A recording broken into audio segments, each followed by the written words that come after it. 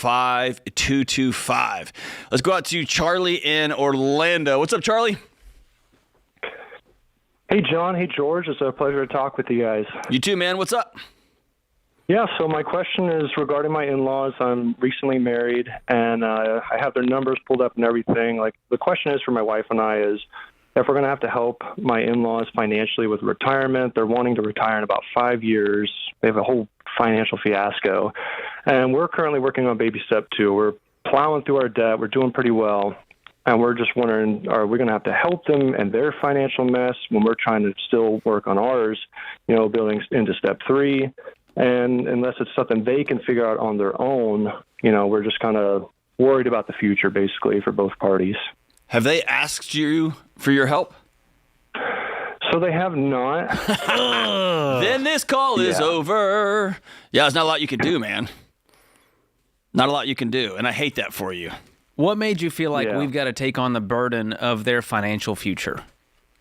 It's kind of that whole, obviously we want to live like no one else so we can later live and give like no one else mindset. And my mother-in-law has kind of opened up to wanting some help with finance, but my father-in-law is like, I don't have any debt, just my wife. And it was wow. Oh, man.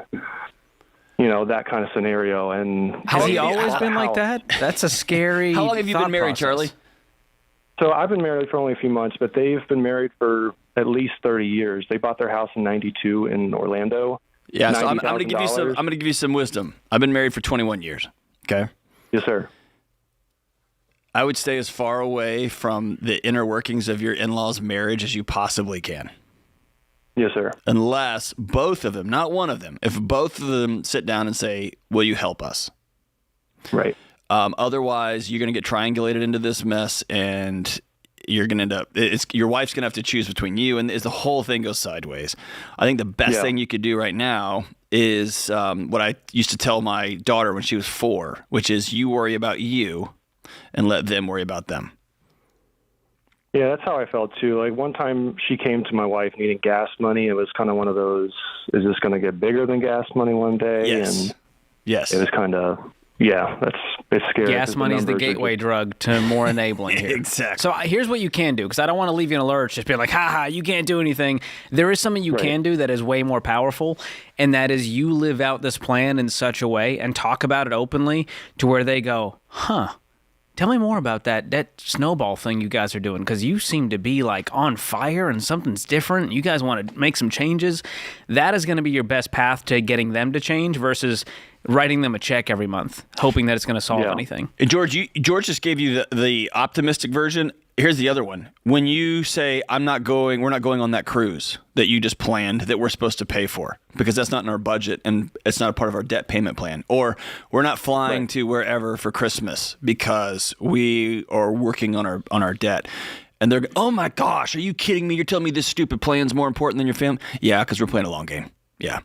And if y'all opt to do Christmas without us, y'all can do that because y'all are grown-ups. But as for me and my house, right?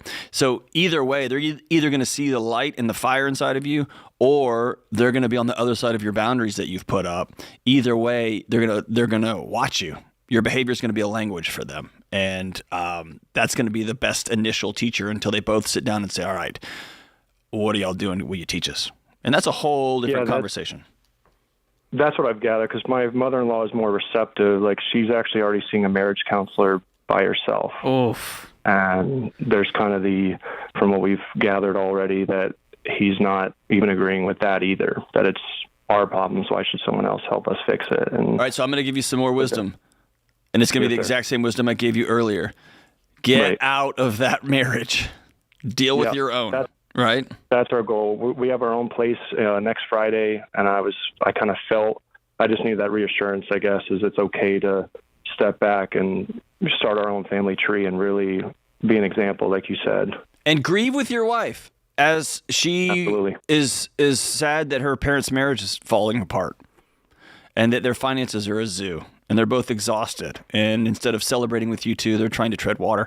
It's going to be hard on your wife. And you're all in with her, and so there's going to be some grieving that goes along with that naturally, right? Yes, sir. Yeah, man. Well, good for you, man. Hey, thanks for being a guy that cares and loves, right? But, man, That one's Getting other people to do something I want them to do. I don't think it's ever worked out in my life. and that seems to be It makes me so frustrated. the engine that maybe Congress runs on. Like our whole thing is, I'm going to get you to do something you don't want to do. It just doesn't ever work, right? It never works unless you use force, and that always ends up in just bodies everywhere. John, you're really in shape. And John's always like, dude, you got to move your body. You got to work out. But John can't want it more than I do. You know what I mean? John just can't be like, dude, you're going to work out. You're going to the... You can't just tell me to go to the gym. I think the last time we talked, I was like, I will give you a workout plan when you've gone for 30 days. There we go. Right? I can't work out. Yeah. But what you can do is, I'm like, man, John, you look good. You're like, yeah, I've been on this real simple plan. I'm happy to send you the plan. Now I'm kind of intrigued. That doesn't mean I'll do it. Or when Whitney says, man, John's got humongous muscles. How does he have those and you don't? And you're like, I'll talk to John, right? Versus you being like, dude, you're real flabby. Yeah. You got to hit the gym, man. Never works, right? That's not going to work. And I do think most of the time sometimes that's based out of shame, right? But I think a lot of times, like Charlie here, it comes from a good place. Oh, yeah. Like I salt of the earth, that don't guy. want your life to be like this. And it's hard when you have to look in the mirror and say, they didn't ask my opinion on what they're doing with their life, right? Well, and the older you get, it's harder to change. Yeah. I mean, when you're now 60 and you've lived out the same bad financial habits for 35 years and never worked on your marriage, trying to do that now is just even harder, which is why I'm extra inspired when I meet a 65-year-old on the debt-free stage. Right. What they did versus the 22-year-old is like, dude, old dogs can learn new tricks, but you really got to want it at that age. And I think it's an important lesson for all of us to learn. You heard me joking with Charlie, but not joking, to stay out of his parents' marriage. I'll take that one step further. We do this with our bosses. I bet they're probably doing that because, they have this thing. We have no idea why they're doing that. I bet that congressman is just doing this just because you don't know. And what you do is we spin ourselves up, getting in other people's head and deciding why they just did what they did. We do that with our spouse. We do that with our kids. You just did that because you don't know. And so, again, as I told my sweet daughter Josephine when she was little, you take care of you. Get out of people's heads. Get out of there judging their actions. Maybe you could be curious once in a while, but take care of you. Take care of you. And if we all take care of ourselves, it's amazing what the world could look like, right? It's a good word. And, George, go to the gym. This is The Ramsey Show. We'll be right back.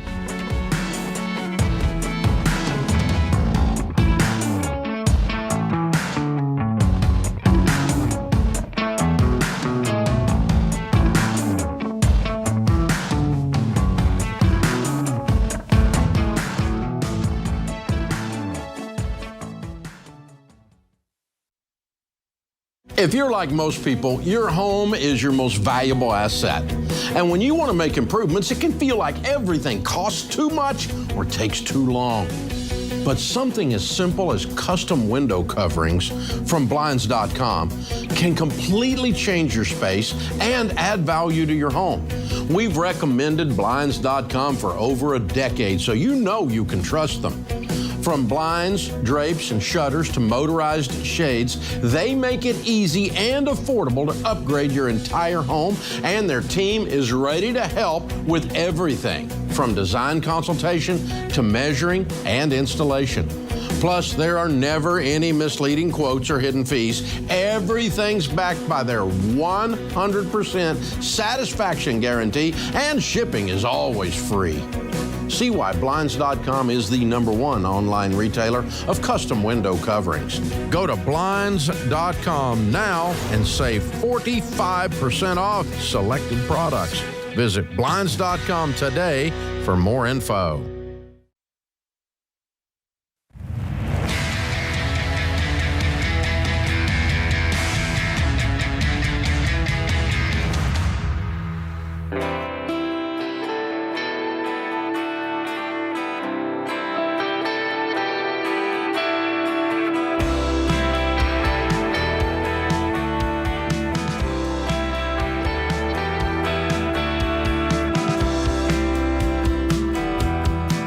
This is The Ramsey Show. I'm John Deloney, joined by George Kamel, 888-825-5225. We're talking money, we're talking marriage, we're talking your mental and emotional health, your work, whatever you got going on. 888-825-5225. And since I'm hosting the show today, I'm going to take a minute and talk about, George, I'm real excited about this. I got a brand new book coming out called Building a Non-Anxious Life. If you pre-order today, as Dave's been saying, we'll bribe you. We'll send you a whole bunch of stuff. The pre-sale helps us out it just helps me out as an author. It helps with the rankings and all kind of things. But here's the deal. You know it and I know it, that we've reached a point where we can't continue to live these stressed out, burned out, fried out, anxious lives. At some point, this stops.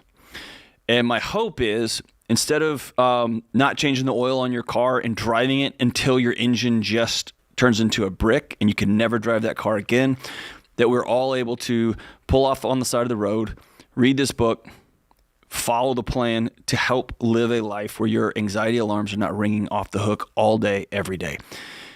It affects your kids. It affects your workplace. It affects your home. It affects your longevity. It affects your marriage. It affects everything. And we have to be honest about the ways we've been trying to tackle this problem over the last decade. It's not working. When they discovered penicillin and started applying it to folks who had infections, deaths from infections fell off the table. That was a cure. It fixed that problem, right? To some degree. This is different. What we've been trying to do is not working. And so what this book is me taking all the neuroscience, all the grad school, all the sitting with people for the last 20 years and my own path that's been up and down all over the place and backing out 30,000 feet and saying, all right, let's reimagine this problem and let's actually put a real solution out on the table. And the solution is not easy. It's very similar to the baby steps. Like, you don't just snap your fingers and walk out in the street and go, I'm debt free, and your money goes away. You gotta pay the piper, right? You got some work to do, and you still have to make budgets for the rest of your life, right? Similar with dealing with your mental health and your emotional health and your anxiety. But this book gives you a path. It's $20, and I'll send you $75 of free bonus items, including a free talk I just gave, as well as ebook, audiobook. You get it all. Just go to RamseySolutions.com.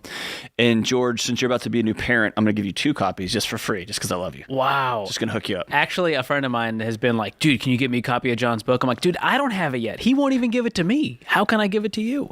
They gave me 1, and they said, under penalty of death, can this leave your Dang it. Soon there'll be like boxes everywhere. Everywhere, that's right. But this is all the rage among the youth. And this is a book, which is cool, that is for everyone. Yeah. You know, some of our plan, it's controversial. Everybody wants to build a non-anxious life. Like, how could you be like, nah, that's not for me. I'll take the anxiety. Yeah. For 500, Alex. You know what? You know? I'm kind of down with the chronic stress. Exactly. Burnout's fun for me and my family. What Dave has been preaching about money for years, you are doing for relationships and mental health. And I'm so excited to see how this book helps people, John. I appreciate it, man. And for the thousands and thousands of folks who've already pre-ordered it, y'all know I talk too much. When I host this show, I found myself speechless as they send the numbers over, and it's just been very humbling, very overwhelming, and so I'm really, really grateful. RamseySolutions.com, pick it up, and thank you. All right, let's run out to Salt Lake City, Utah, and talk to the great and powerful Patrick. What's up, Patrick? Hey, good. How are you guys doing this morning? We're partying, man. How about you? I'm doing well, thank you. What's up? So my wife just finished optometry school, and we also want to maybe start having kids in the next couple of years. We've got about $160,000 in student loan debt, plus our home mortgage and no other debt. What's the fastest way to pay that off so that she can maybe go half-time? And with that, should we pay more into our retirement or less into our retirement and more until our debt is paid down or paid off? Great questions. Well, I'm happy for her that she's done with this now. Is she working? Yep, she's all done. Yeah, she started working about 2 months ago. Awesome. So what's the household income now? Per month or per year? We're about $245 a year. Love to hear that. That's the kind of numbers that will help you get out of $160,000 of debt. So you're right. You're starting to grapple with, like, we want to have kids, we want to do retirement, want to pay off the debt. And what we found is that when you focus on just one thing, like a laser, it is done much faster, and you're actually able to finish. And so I would not do any retirement investing. You guys have plenty of time to invest for the future, right? How old are you two? Well, I'm 53 and she's 29. So the time is a little bit, lots for her, not so much for me. Okay. Have you been investing at all over the course of your working life? I have. I had to give up some of it when I got divorced about 12 years ago. I have about 280, almost 300,000. Awesome. Well, that's quite the head start. So the question now becomes, how much of this 245 can we start shoveling towards these student loans? And my guess is, if you look truthfully, the answer is most of it. Yeah. So the real question is, how little can we live on? Well, our mortgage is $2,500. And then we make I think we bring in, I don't know about 15, about 20 a month. Yeah, about 20. It sounds like a lot, right? It is a lot. It's a lot. So just imagine if you put like $15,000 a month towards these loans, how quickly could you pay them off? Well, I have a little debt chart here, and I think I could get out of our student loan debt within the slope of the line is saying about a year. That sounds about right, if you get intense about this. And so think about where you are a year from now if you just do this. You're completely debt-free, and in a few months later, you're going to have a fully funded emergency fund, and then you're back to investing. And we're talking, 14 months from now, you're there. So should we do the company match at 5% and 6% on each of our jobs, or should we just let that go? The idea of it, I'm letting it go. Here's how I see it. Instead of just doing a measly match, you're going to come at this thing full throttle 14 months from now doing 15% instead of 3, 4, 5%. So put pause on that. Number one, it's going to put a fire under your butt. That's why I like it. Because you're like, dang, I want that match. I can't believe we got into this mess. It's a stupid tax on yourself. You're taxing yourself for having gone into debt, and it's going to inspire you to get done with this real fast. You're withholding the dessert until we get in shape a little bit. You know what I mean? So this is, it's twofold. Number one, 5% of $245,000 is a heck of a lot of money that you could be throwing at this debt. So number one, your debt's done faster. And number two, it makes you angry at the debt, which makes it gone faster and gets you back to investing more in a shorter amount of time. Okay. Why do you want why does your wife want to go half-time after just finishing grad school?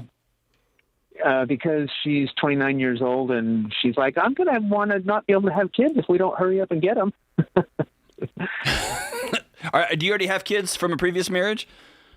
I have one. He's like in his early 20s. He's 21. So, and he lives, he's outside of the house. So you're getting back up on the merry-go-round. You're going to go again? Yeah. She wants to have kids. I'm like, I wanted to have more than one. So let's consider that. I would recommend from now on saying we want to have kids. Otherwise, it's going to sound weird.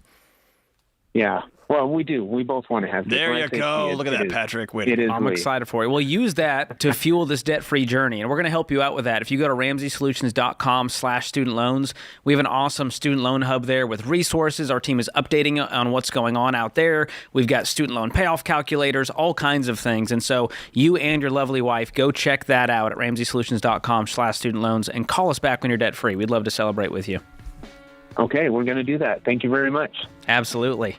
Hey, man, you're on your path to freedom, Patrick. Everybody listening, that's what this show's about. It's about freedom. And not in like the star-spangled underwear kind of way, but in the... But, John, the government said they're going to forgive my loans. That's freedom. That's probably the worst accent I ever heard in my life. Thank you. But it's about not owing anybody anything. And then you can go part-time, half-time, full-time, whatever you want to do, because you don't owe anybody anything. Freedom. We'll be right back.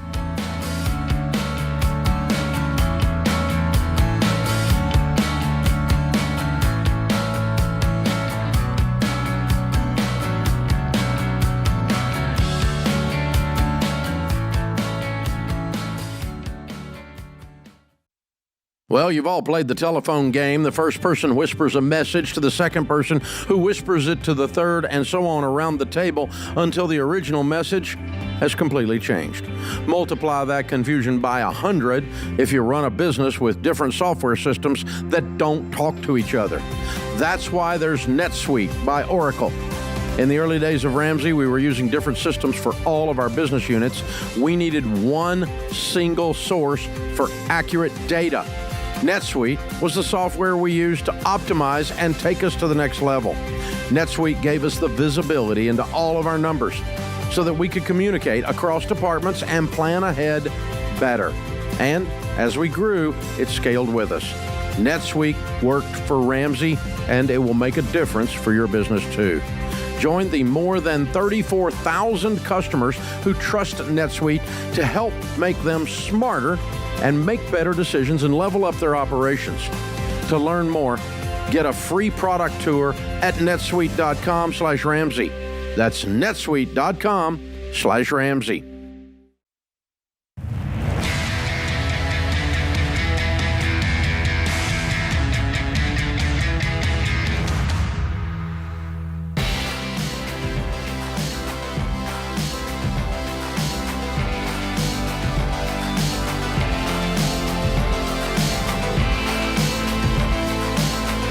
All right, this is the Ramsey Show, 888-825-5225, and this is a segment I like to call, This Is My Confession. All right, I've been going to counseling. I'm trying to be better as a human and admit my faults. And so, at the end of the last segment, George gave a perfect King of the Hill accent. Do it again, George. Dang it, Bobby. Something like that. So he did it perfect. And I knew he did it perfect, but I couldn't think of the show. And so instead of saying, that's a great accent for that one show, I can't think of the name for it, I just said, hey, George, that's the worst accent I've ever heard. That wasn't true. It was perfect. I couldn't remember the show, and I was kind of embarrassed because I love that show. Thank you, John. It's fantastic. Thank you for that apology. That ends. And this is why we tell you counseling works, guys. This ends the segment called This Is My Confession. All right, let's go out to Naima in Detroit. What's up, Naima? Hi, how are you guys? Thank you for taking my call. Thank you so much for calling. We're doing great. What's up? Okay, so I have a very interesting situation. So my husband and I live in a duplex that we purchased about 6 years ago. We live on the top unit, and we have tenants in the bottom unit. We have 2 children. We're sharing 1 car right now that's being leased. And so we're about $53,000 in consumer debt, and we owe about $180K on the home. And so the home is not in the greatest neighborhood. Like I said, we have 2 children, so we're kind of outgrowing the home as well. And so listening to your show, I told my husband, I said, I think we should, sell the home, and we look to make about, anywhere from $100 to $150K on the profit of the house. And so we would be able to pay off all of our debt. We would have a fully funded emergency fund, be able to get rid of the lease and purchase 2 cars, which we really need, cash, and then also have a down payment on a future home. So it does a lot. And so he's convinced that we should keep the home, and I kind of feel like he's kind of gambling our potential future. He feels like it's a unicorn of investment. And after, X amount of years, we're going to have like this big payoff.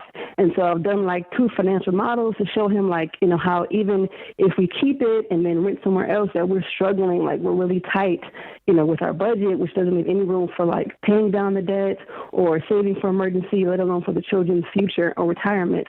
So my question is like, what can I show him or do to help him understand the necessity to sell the home and not keep it for a potential payoff later?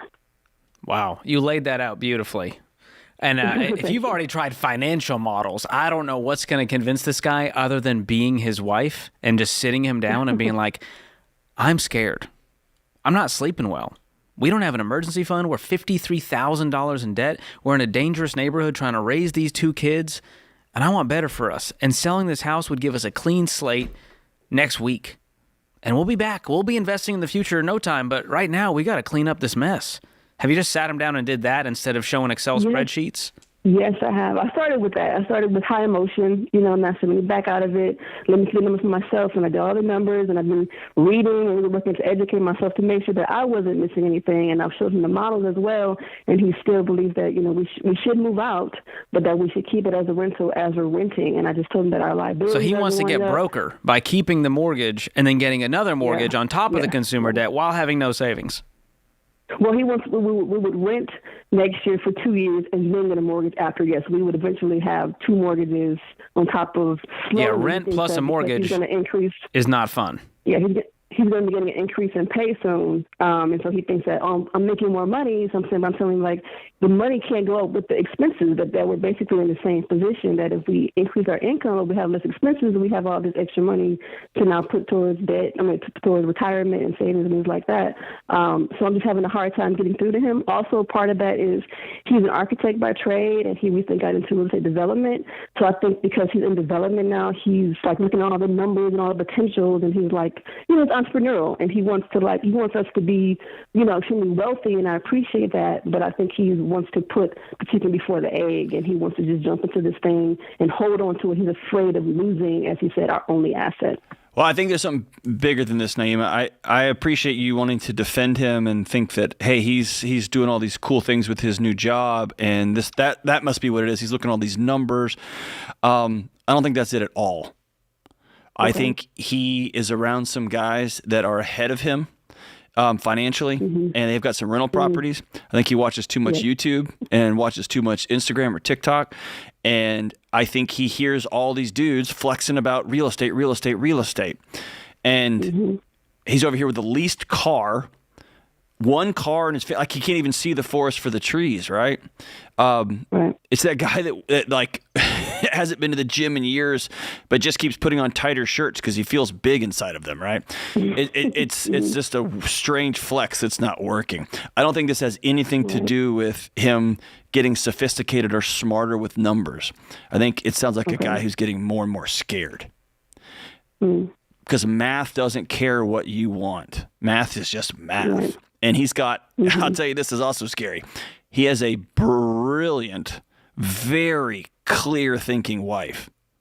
Because you've been through all the numbers. You've been through all the emotions. You've been through all the tracks. You've done it all. I honestly would go back to what George said, but I would do it not in your home. Okay? I know that sounds weird, but I would take him somewhere. There's something about our homes, or something about places that are familiar, that our brains automates a lot of things.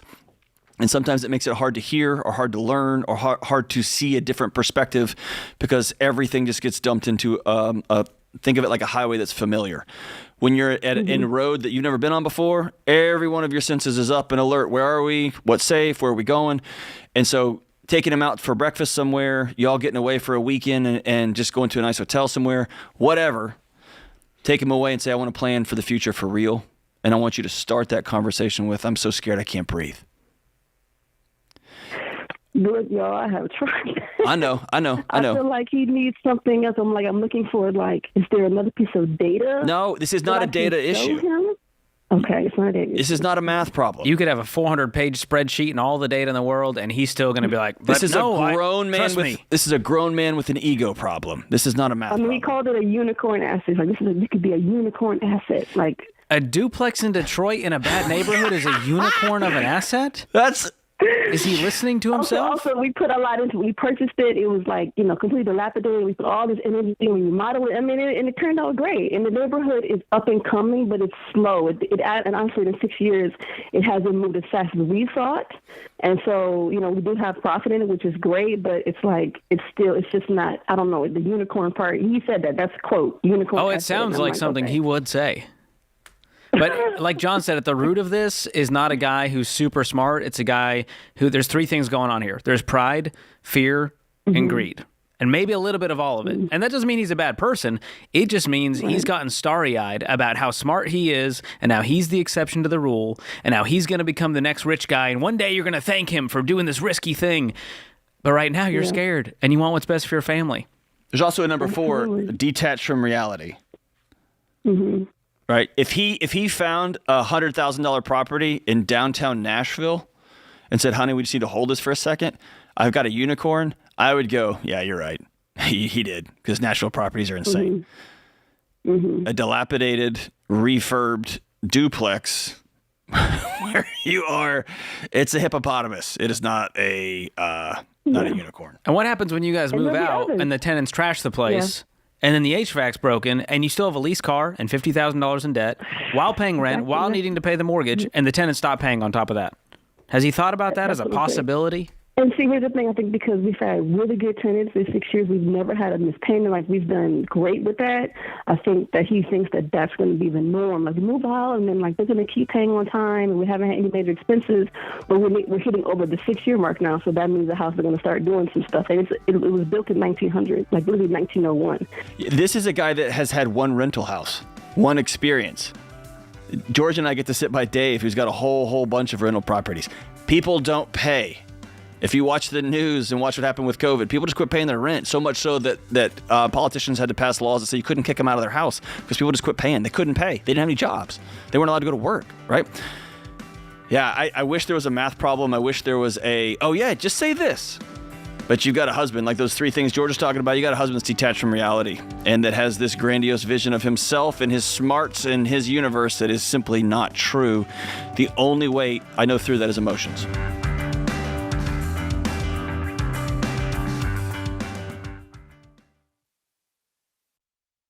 Hey, if you're in over your head with student loans and tired of getting calls from collection agencies, if private student loan debt is taking away your financial peace and you don't see any way out, you need Y Refi. They're not a debt settlement company and they're not connected to a bank. Y Refi refinances defaulted private student loans that other places won't touch and gives you a custom loan built for you based on your ability to pay. So when you refinance your private student loan debt with Y Refi, you'll have a payment you can afford with a low fixed interest rate you couldn't get anywhere else to help you stick to your budget and work the debt snowball. And you can save thousands of dollars. To learn more about this custom refinancing option and a lump sum payoff option you could qualify for after 24 months, call 844-2-RAMSEY or go to yrefi.com/Ramsey.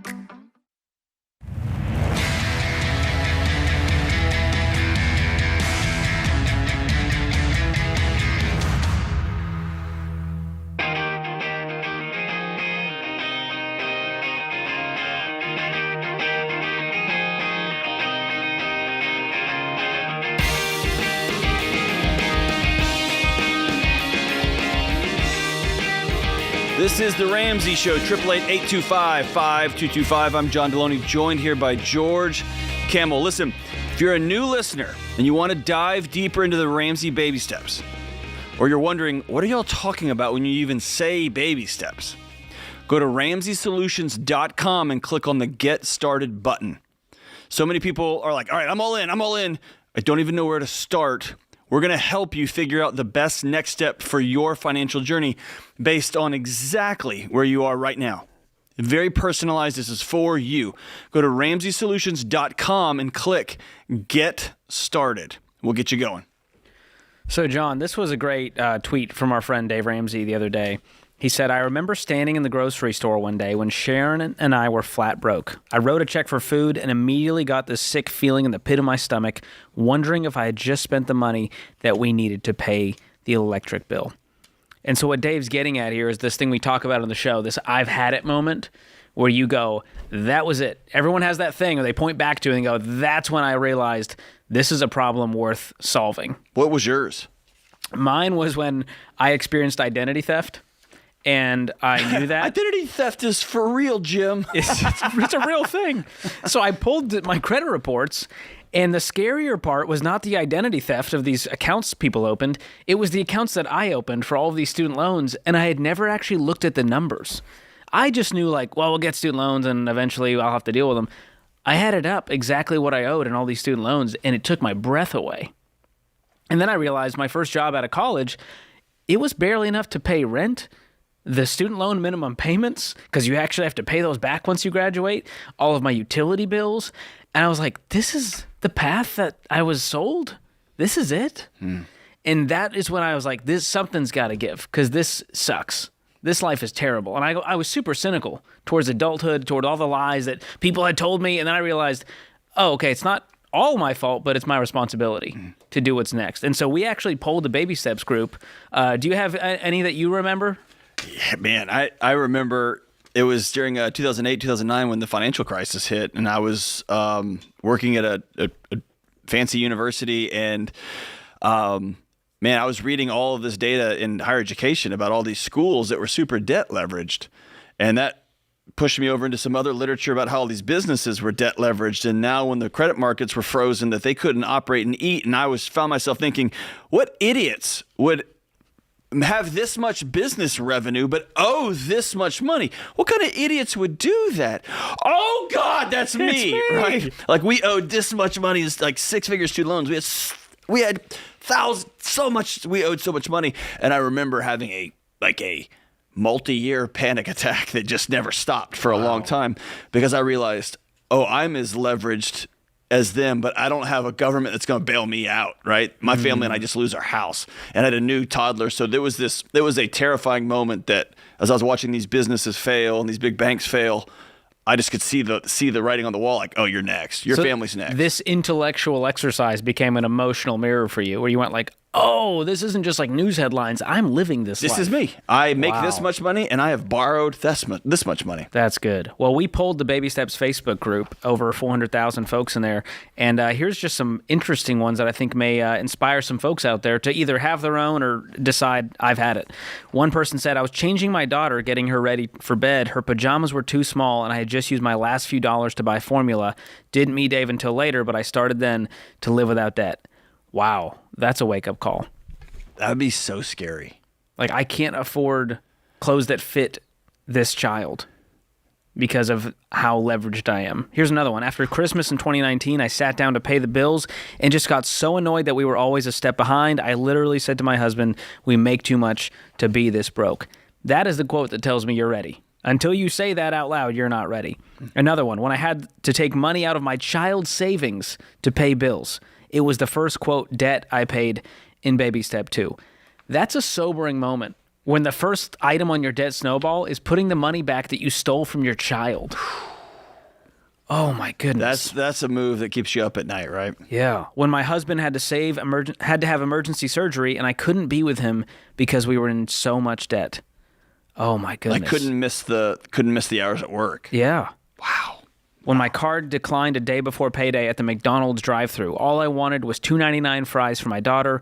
I became so bitter with living paycheck to paycheck and didn't sleep that night. That's how I found Dave on YouTube. Fast forward to 6 months now, and I went from Baby Step 0 to Baby Step 6. I work like a horse. Never again. So I think this is this is so important, and this is the thing that gets this show in hot water all the time. Has for years. You can have a never again moment and just go on a blaming, raged out tirade. It's their fault if they hadn't. If this hadn't happened to me, it did. And it's worth tears, and it's heartbreaking, and it's often generational.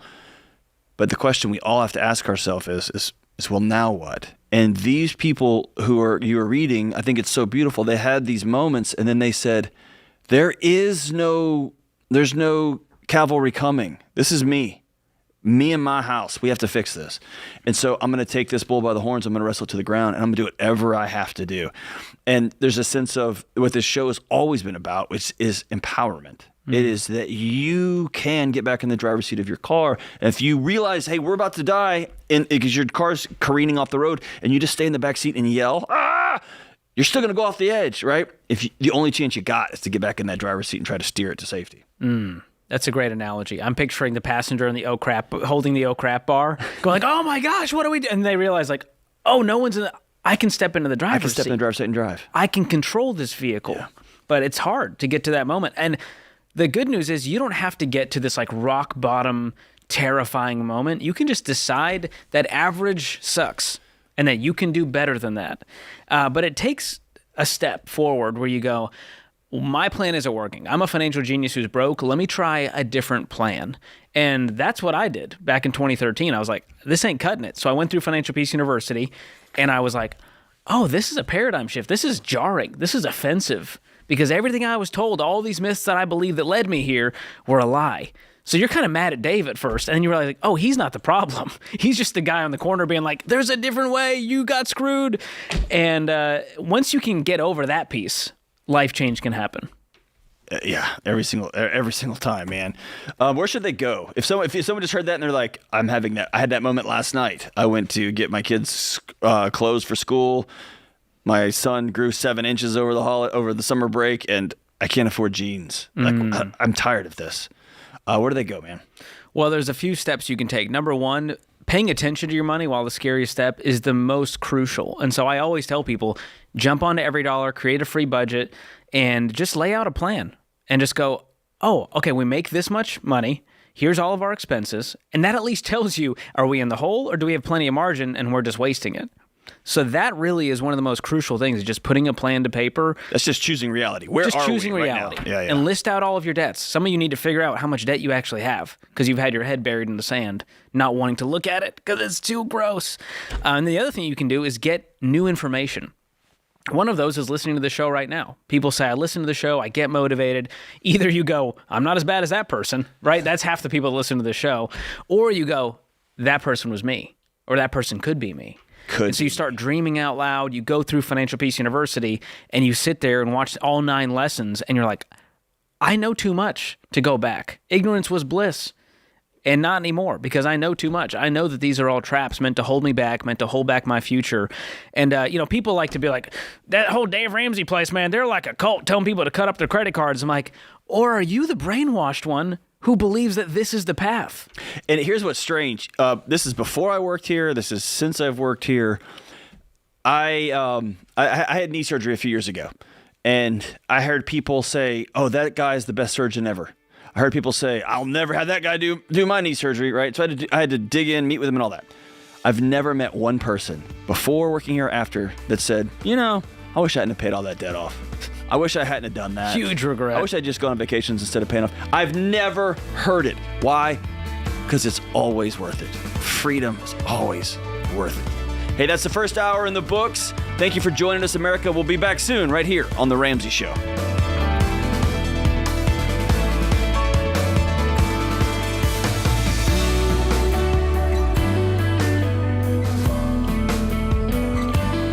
Hey, George Camel here. If you love the show and you want a deeper dive on your money journey, we've got a weekly newsletter that gives you helpful articles and tips on following the Ramsey way.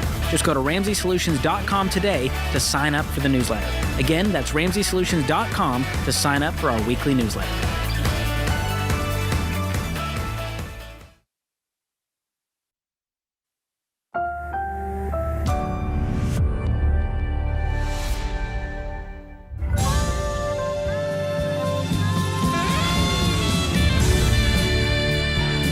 Live from the headquarters of Ramsey Solutions, broadcasting from the Pods Moving and Storage Studio, it's The Ramsey Show. A show about your money, your work, your emotional and mental health, your life. I'm John Deloney, joined with my good friend George Camel, and we are taking your calls on just about anything. 888-825-5225. 888-825-5225. You got stuff going on in your marriage. You got stuff going on in your budget. You got financial questions. You got questions about raising kids. Whatever you got, we're here to help. 888-825-5225. Let's go out to Selena in Dover. What's up, Selena? How are we doing? Hey, guys. Can you hear me? We can. How in the world are you? All right, great. I'm 27 years old. No, I said, how in the world are you? Oh, how in the world am I? I'm all right. I can't complain. I'm grateful. Good. So basically, my backstory is, I had everything together, and a few years ago, a friend and I call her a friend. We're not friends anymore. We got the bright idea to try drugs, and I pretty much lost everything. I lost my home. I was evicted from my home. I crashed my car. I have so many collections. I have about $27,000 in collections. I have $16,000 in student loans, and I have a $28,000 repossession as the car that's now charged off that I crashed. I was on a run. And I have 3 boys. One of them has autism. He's actually sitting here with me. 4 years ago, we lost his father on his 3rd birthday. His father passed away from an overdose. my husband and I, our marriage recently has been kind of hanging on by a thread, and it's mainly got finances, the main thing, because my husband's wages are now being garnished for things that I caused. So it's been rough. His family doesn't really talk to me anymore. So we're just trying to rebuild our financial health and our marriage, and just kind of figure out where to go. Right now, the only income I get is the money I get from my son's father passing away. And I stay in sober living right now with my 2 children. And I have 3 boys total, which the unfortunate part about sober living is you can only have 2 children with you. So my 3-year-old stays with his father. So that's been hard. What I want is to be able to obtain a home somehow, whether I rent, get a mortgage, and just have my family back together and pay off this debt and be free financially and never look back again. I want you to write those goals down, and more importantly, I want you to draw those a picture of those goals. Okay. The hipster cool thing to do is to write down goals. I think it has value to it. But for somebody who's traveled the path you've traveled, you're probably very good with words, with getting in and out of situations. You're good at talking. Yes. What is challenging is to A, trust and believe things, and B, actually picture them, something different. And so what you just said about a home that is yours, I want you to draw it out, even if it's just you and crayons and construction paper, and I want you to put it somewhere where you can see it. Because right now, your number one goal is stay sober. There is being a connected mom, being a homeowner, having a great marriage, all of that comes after stay clean, because you can't do any of those things if you're using. Absolutely. And so the goal here is I'm going to stay in sober living as long as I need to. I'm going to work as much as I can, and I will care and love my kids, and I will also reach out and get help for these boys. This is going to sound counterintuitive. I would rather your boys be with somebody for 6 months that's not you, and you spend those 6 months being completely clean, completely well, completely whole, than go in and go out and go in and go out and go in and go out over the next 3 or 4 years. Okay? And I also don't want you using those boys as a teddy bear. Yeah. You know what I mean? It's not their job to prop up mom in this season. Yeah, absolutely. You're right. And so, are you clean now? Yes. How I'll long? be 6 months in a couple days. How long? 6 months in a few days. Yeah, dude, way to go, man. Did you have a big celebration, a big 6 month? Yeah, I'm done. I can't do it anymore. Good for you. It came to a head back in November. I tried to take myself out of this world. I was pregnant, and I went to rehab, and I decided I was done. That my children deserved better, but more importantly, I had to learn to love myself, because you can't pour from an empty cup. I have to show my children that mom loves herself enough to show that I can do this. So that is beautiful inpatient language. Do you believe that? I do, and it's I have to remind myself some days, and some days are hard, because everything just seems to be kind of hitting me, because I've got some of my wages. They're trying to garnish some of my wages too. And, it just seems some days it just seems like it's too much. But at the end of the day, I have to remember to be grateful that I have my wife. Can I tell you, Selena, I don't know that there's going to be a too much for you. You've seen too much. You're too strong. You've been through too much. You stared hell down in the face, and you accepted help, and you walked back. And so those people calling you saying, you can just smile at them and say, all right, that's cute. Kind of like a middle schooler talking trash to a UFC fighter. Like, oh, that's cute. I'm tougher than you, right? You've been there. Absolutely. That's an understatement. It's just, my story goes all the way back to my childhood. I had an abusive childhood. My parents were addicts. I went home to home every several months. So, I'd never had stability in my life. And so here's what you're going to do, Selena. Had his hands on my life all my life. So, I've come a very long way. Absolutely. And here's what you're going to do. You're going to create the home. You're going to create the home that you didn't have. Yes. You're going to be the mom that you didn't have. Your kids are going to have a different legacy. This is called changing your family tree. How can I help you right now? What's the thing that George and I can do to help you right now? I just want to make the right step for my financial health. I want to be able to save money. I want to be able to start working on my debt the right way and still have money put back. I want to work on the baby step one to have $1,000 without tapping into it, because that seems to be a problem. We're downsizing our storage unit to a cheaper one. It's going to cut the cost in half. What's in the storage unit that you need? Our home, pretty much. Everything. Yeah. When are you going to be able to get full-time income? I'm hoping in the next couple of weeks, because I'm trying to relocate downstate where I'm at so I can have more help with childcare from my family and stuff. So, Selena, I want you, all these plans, I want you to write them on a piece of paper. Mm-hmm. Get them out of your head, okay? Because they come at you like fireworks, right?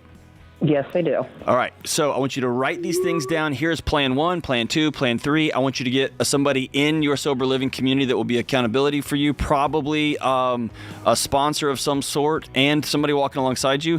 And I want you to hang on the line. I'm going to send you Own Your Past and Change Your Future and my brand new book, Building a Non-Anxious Life. And I'm going to send you Financial Peace University. And I'm going to send you a year of every dollar. All of it. I'm going to give you all the tools to get you launched out. But you have to go make it happen. We love you. You call us anytime, and we're here to help you. I'm so proud of you. So proud of you. We'll be right back.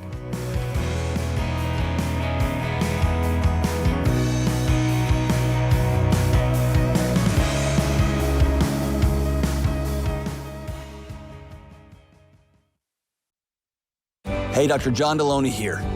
I'm a huge fan of both meditation and prayer. And good mental health includes slowing down, gaining control of your thoughts, and plugging into something bigger than you. And Hallow makes it easy to start a daily practice of meditation, prayer, and finding peace. Hallow is the #1 Bible app in the world, and you can tailor content towards your faith tradition. From scripture readings and prayers to meditation and journaling, Hallow makes it easy to practice prayer, meditate, and build a deeper, more meaningful spiritual life and rediscover true peace. Go to hallow.com/Ramsey today to get 3 months of Hallow for free. That's hallow.com/Ramsey.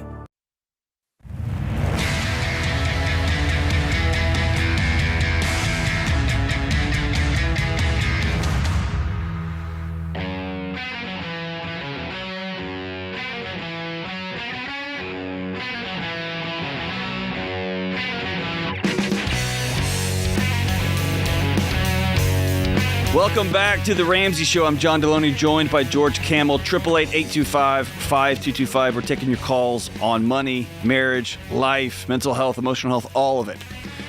The Ramsey Show question of the day is sponsored by Neighborly, your hub for home services. From repairs and maintenance to remodeling and upgrades, Neighborly's trusted home service providers have trained local experts who can handle almost any job. So go to neighborly.com to find and schedule service today. Today's question comes from Cindy in New Mexico.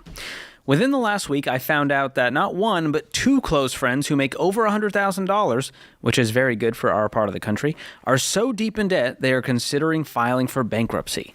I'm honestly floored. I would love to talk to them about the Ramsey way, but not entirely sure how to gently broach the topic.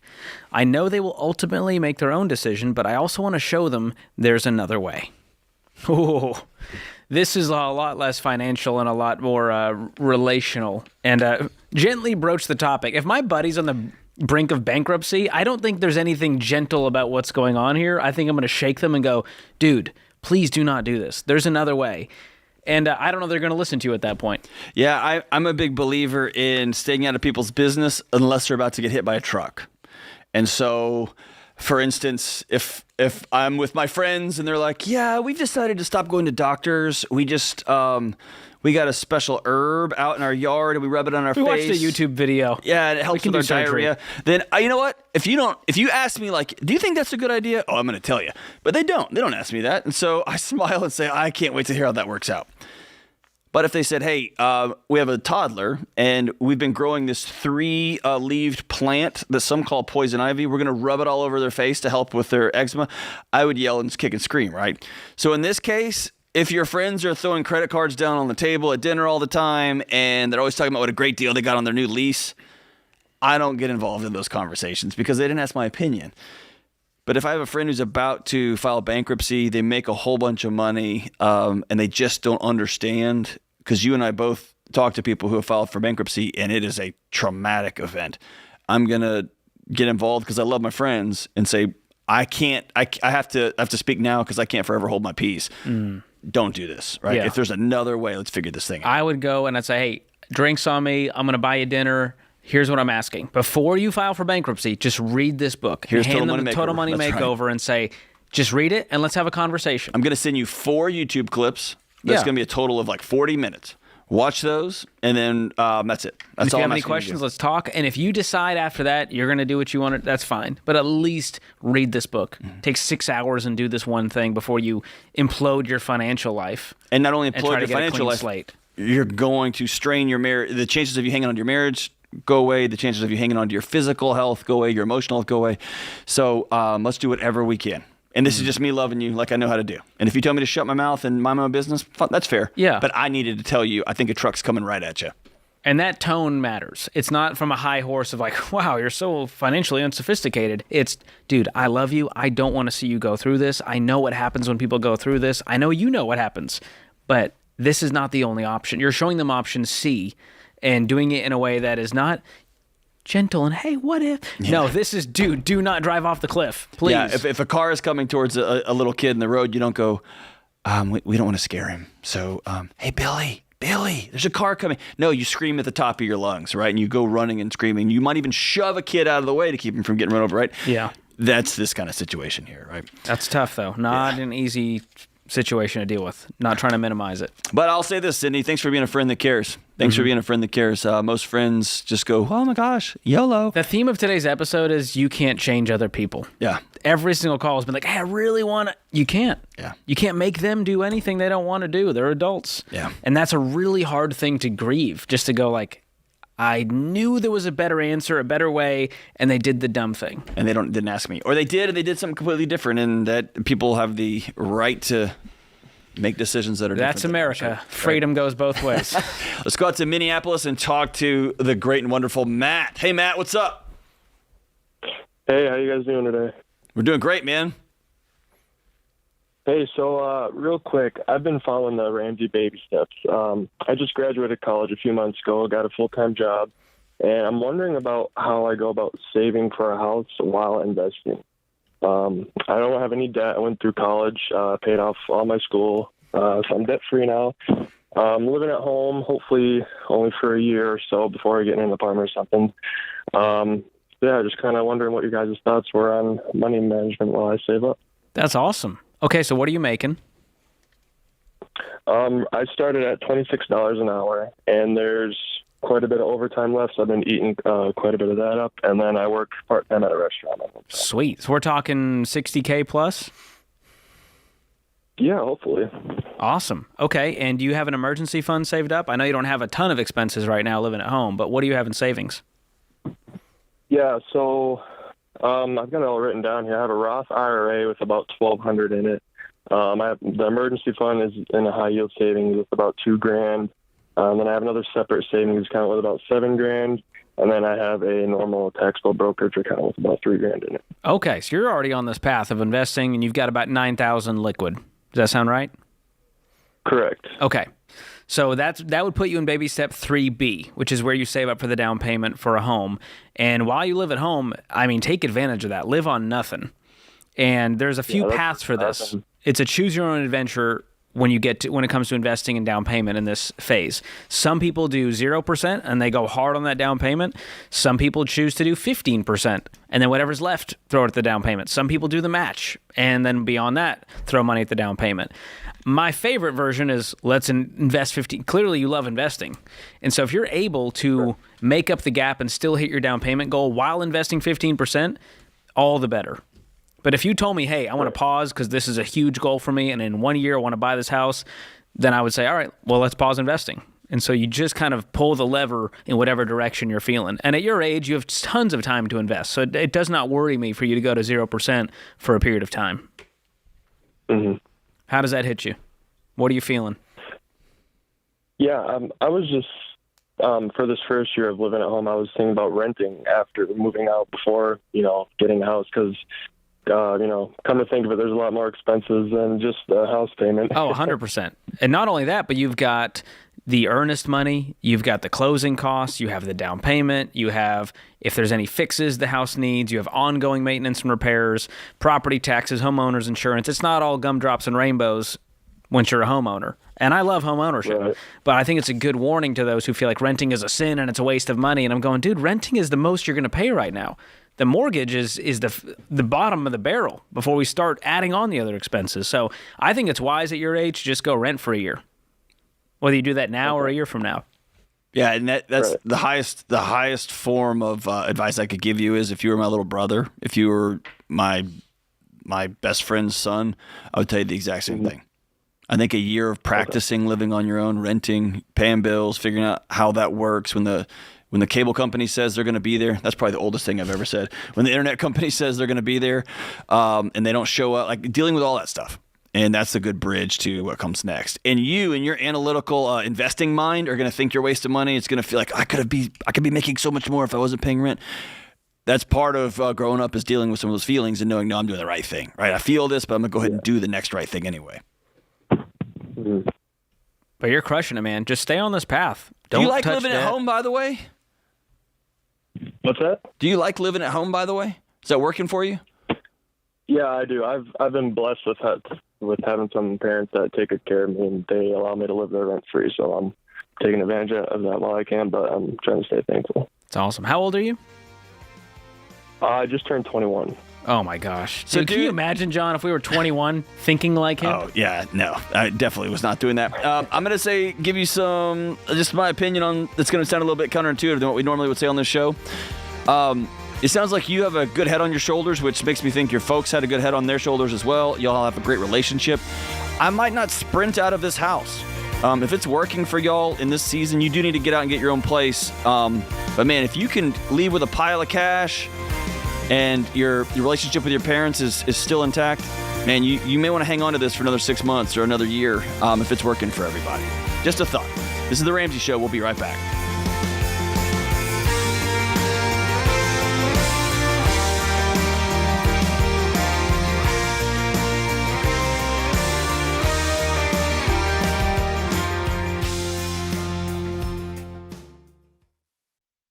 It's a competitive home buying market, but there's a way you can get an edge. Churchill Mortgage works with you to understand your budget and your goals. And the Churchill Mortgage Home Buyer Edge offers you fast pre-approval and a secured interest rate. Plus, Churchill has bumped up their seller guarantee to $10,000, giving your offer the best chance of being accepted and helping you win in today's market.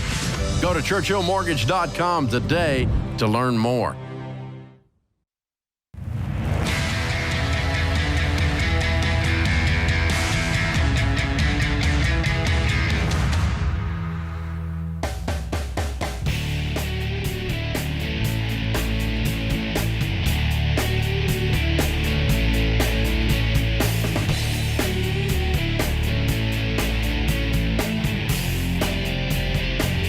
This is The Ramsey Show, 888-825-5225. It is hard to believe. George, I was just telling my wife the other day, it feels criminal that the kids are already going back to school. It confuses me. I grew up in the North. You didn't go to school until after Labor Day. In the South, I moved to grew the up in South. Texas. I'm like, it's July, time May to get ready for 25th, school. you were out and you went back after Christmas. I don't know. It just felt like What happened to kids enjoying their youth, enjoying the summer? we don't have time for that, George. I know These we other got countries time. are coming for us. Well, poor teachers didn't get to enjoy their summer because they're back teaching. That's exactly right. Teachers and students across the country are headed back to the classroom, and to honor the heroes that we call teachers, we have one of our great foundations and personal finance teachers on the show with us. It is the great and wonderful Greg from Green Bay, Wisconsin. What's up, Greg? Hey guys, how you doing today? I'm excited to be with you. Thanks for having me on the show. Rocking on to the break of dawn, man. We are honored to talk to you, my friend. So where do you teach and how many students go there? I teach at a Schwabenon High School, which is a suburb of Green Bay, and we have right around between 1,000 and 1,100 students. That's a party. How long have you been teaching? For 15 years. Wow. So that's 1,000 years old in human years. Yeah, that's about how it ages you as well. Have you aged like Obama in office? Like, did you start and you were just bright-eyed, bushy tails, all your hair? Yeah, I'm a little gray and thinning on top, so. Well, you're doing good work. You're doing good work. So we understand that you do a lot of work with your students on how they can go to college without taking student loans. What does that look like? And do you have any stories that come to mind as you've been kind of coaching these kids? Yeah, absolutely. I use the foundations in personal finance in my class, and the 5 foundations are awesome, and we go through all of them. But when I get to the cash for college, and talking about college, I'm amazed at how many kids are setting off to college. And I pose one question to them, and I ask them, I say, how are you going to pay for college? And almost every one of the students say, I'm going to take out a loan. So I repeat the question. I say, no, how are you going to pay for college? And their response, again, is with confusion because, just the standard is this is how the system works. We're going to go to college, we're going to take out loans, and we'll pay for them later. So I really break it down and dive into what they're actually paying for, because when they become 18 or these responsible adults, the debt they take on becomes theirs. So I really try to, show them the impact and break down how that debt will actually impact them over the next 10, 15, 20, or possibly their entire lifetime. Wow. When did you get inspired to take this on? Because I've been a public school teacher, and there's pretty tight parameters about what we talk about and when we talk about it and all that. What inspired you to say, I'm going to stop the presses because these kids got to know this? Yeah, because I think a lot of people look at, their financial situation, and they're doomed by their past, by what their parents' mistakes have done and things like that. And it's like, wait a minute, you write your own financial future. We're going to start turning this around and showing kids who are, a lot of kids don't see their value or their worth because when your financial outlook from the past has been so doom and gloom, they don't see how they can get out of the hole. So this is something that I teach business and marketing. And I came from a business background, so it was like, we need to get this in the hands of the kids, and everybody should have this financial understanding and financial literacy, because we can make all the money we want, but if we can't handle it, it doesn't make any sense. So I took it on about 9 years ago. I really started hammering the personal finance really hard. And 5 years ago, through my son and daughter-in-law, discovered, the Ramsey practices, and then right away said, my kids need this. Wow. Dude, that's amazing. That's incredible. Man. I can't wait to hear the stories as kids go to college, graduate, and they reach back out like, Mr. Greg, dude, I'm working now. I got no debt. Like, oh my gosh, like the ripple effect you're having and how instrumental you are in these kids' financial future, even more than their parents who are just don't have a plan and going, yeah, I guess we'll take out debt. I'll co-sign. And you're out here coaching these kids one-on-one, showing them a different path. And for that, we are so grateful for you, Greg. Yeah, thank you. I appreciate it. There's so many opportunities to do this when you break it down. I pose a real quick question to the kids. I say, how many of you would take out a loan for your food, then pay interest on it over the next 10 to 15 years? And, of course, every student goes, well, that's stupid. Why would we do that? And I said, then why will 80% of you who are going to a four-year college do that? Wow. Because half of your money goes to housing and food. So that's, on average about $9,000 a year here in our state. So it's like you're going to pay for that until you're in your 30s. That's an interesting way to think about it. Your room and board for that cafeteria, you're paying 6% interest on for the next 20 years. Correct. So, oh, my goodness. Greg, let me say this. On behalf of myself, I got a middle schooler and a 7-year-old little girl, and George is a soon father-to-be. It's real easy to get down at how the world looks, when you spend too much time in the media and when you're watching the news. And it's guys like you. It's men and women like you who are out there saying, not on my watch. And I know I've got a curriculum to cover, but I'm going to make sure that these young men and women, before they leave our school, you are the guys who are going to change our culture. You're the guys who are going to give hope and light new fires with these youngsters, and it's amazing. To learn more about the Foundations in Personal Finance course and how you can bring it to your high school, if you're one of those teachers or a teacher who's constantly coming home saying, oh my gosh, I've got to teach these kids something else. Or if you're a teacher saying, I just can't sleep anymore knowing that these kids are just jumping off the cliff and jumping off the cliff and jumping off the cliff without the right information. Go to RamseySolutions.com/education. And if you think I'm just a homeschool parent, we have a program for you too. Go to RamseySolutions.com/education. And if you don't have an incredible teacher like Greg to help you find a way to go to college debt free and you're stuck with student loans, be sure to go to RamseySolutions.com/student loans to get that stuff out of your life forever. George, did you have a teacher that was super inspirational to you? 100%. Senior year, Dr. LaFlamme, my English teacher, I was in English AP. I'm not smart. I'm not even great at reading. Agreed. But Continue. I was in it because he was like, you have a gift of creative writing. You're a musician, writing lyrics. I want you in my class, and I want you to develop this skill. And to this day, I mean, I'm finishing edits on my first book, and I'm like, he's in the back of my mind going, this is the guy who said, you can do this. You have what it takes. And so teachers are so instrumental in your future, more than they even know. And the ripple effect they have is inspiring. And Greg is doing that right now. That's incredible, man. All right, let's run out real quick to Detroit and talk to Michael. Hey, Michael, what's up? Hey, guys, it is a pleasure to talk to you. Thanks for taking my call. I really appreciate it. You bet. Hey, I'm up against the clock, so hop right to your question, all right? Hey, I'm an everyday millionaire. I just made it last month. Congratulations. Yeah, thank you. And I've got like $200,000 in cash, and I'm just wondering, what should I do with that? Whatever you want. You're welcome to mail it to us up here, man. I'm happy to. Now, congratulations, man. So do you have a paid-for house? Thank you. Are you a homeowner? I have a paid-for house, and I just sold a lake house that was a mistake. But we got the money out of that lake house, and that's what pushed me over the edge. Wow. Okay, so you're sitting on $200,000. You have the emergency fund. You have a paid-for house. Now is the time to inflate the tires here when it comes to giving, saving, and spending. And that's a really nice way to balance it so you don't get out of control. So you don't need to go invest all $200,000. Let's give some. Let's increase our lifestyle to a certain degree if you want to do that. If it's time to upgrade the car. I mean, some of these baby steps millionaires out there, they haven't been on a vacation in 10 years. I'm like, go on a freaking vacation. Have some nice stuff. You can do this now. You've lived like no one else. And the other side, continue to build wealth and invest and find things you're passionate about, get plugged in. I mean, you probably have more time now too, right? Yeah, because I don't have to take care of the place up north. Yeah, I do have more time, but I still work full time. I work a lot of overtime. Very cool.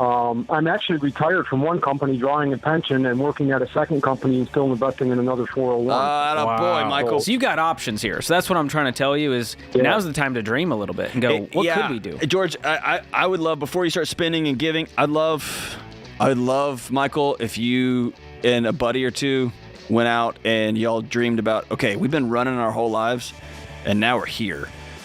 We get to decide what the back half of this thing looks like. What do we want this thing to look like? Who do we want to give to? Where do we want to live? What do we want to drive? Where do we want to visit? And let's dream a little bit, and then you can reverse engineer that with those 3 steps George just gave you, and you are off to the races. Congratulations, good man. Congrats.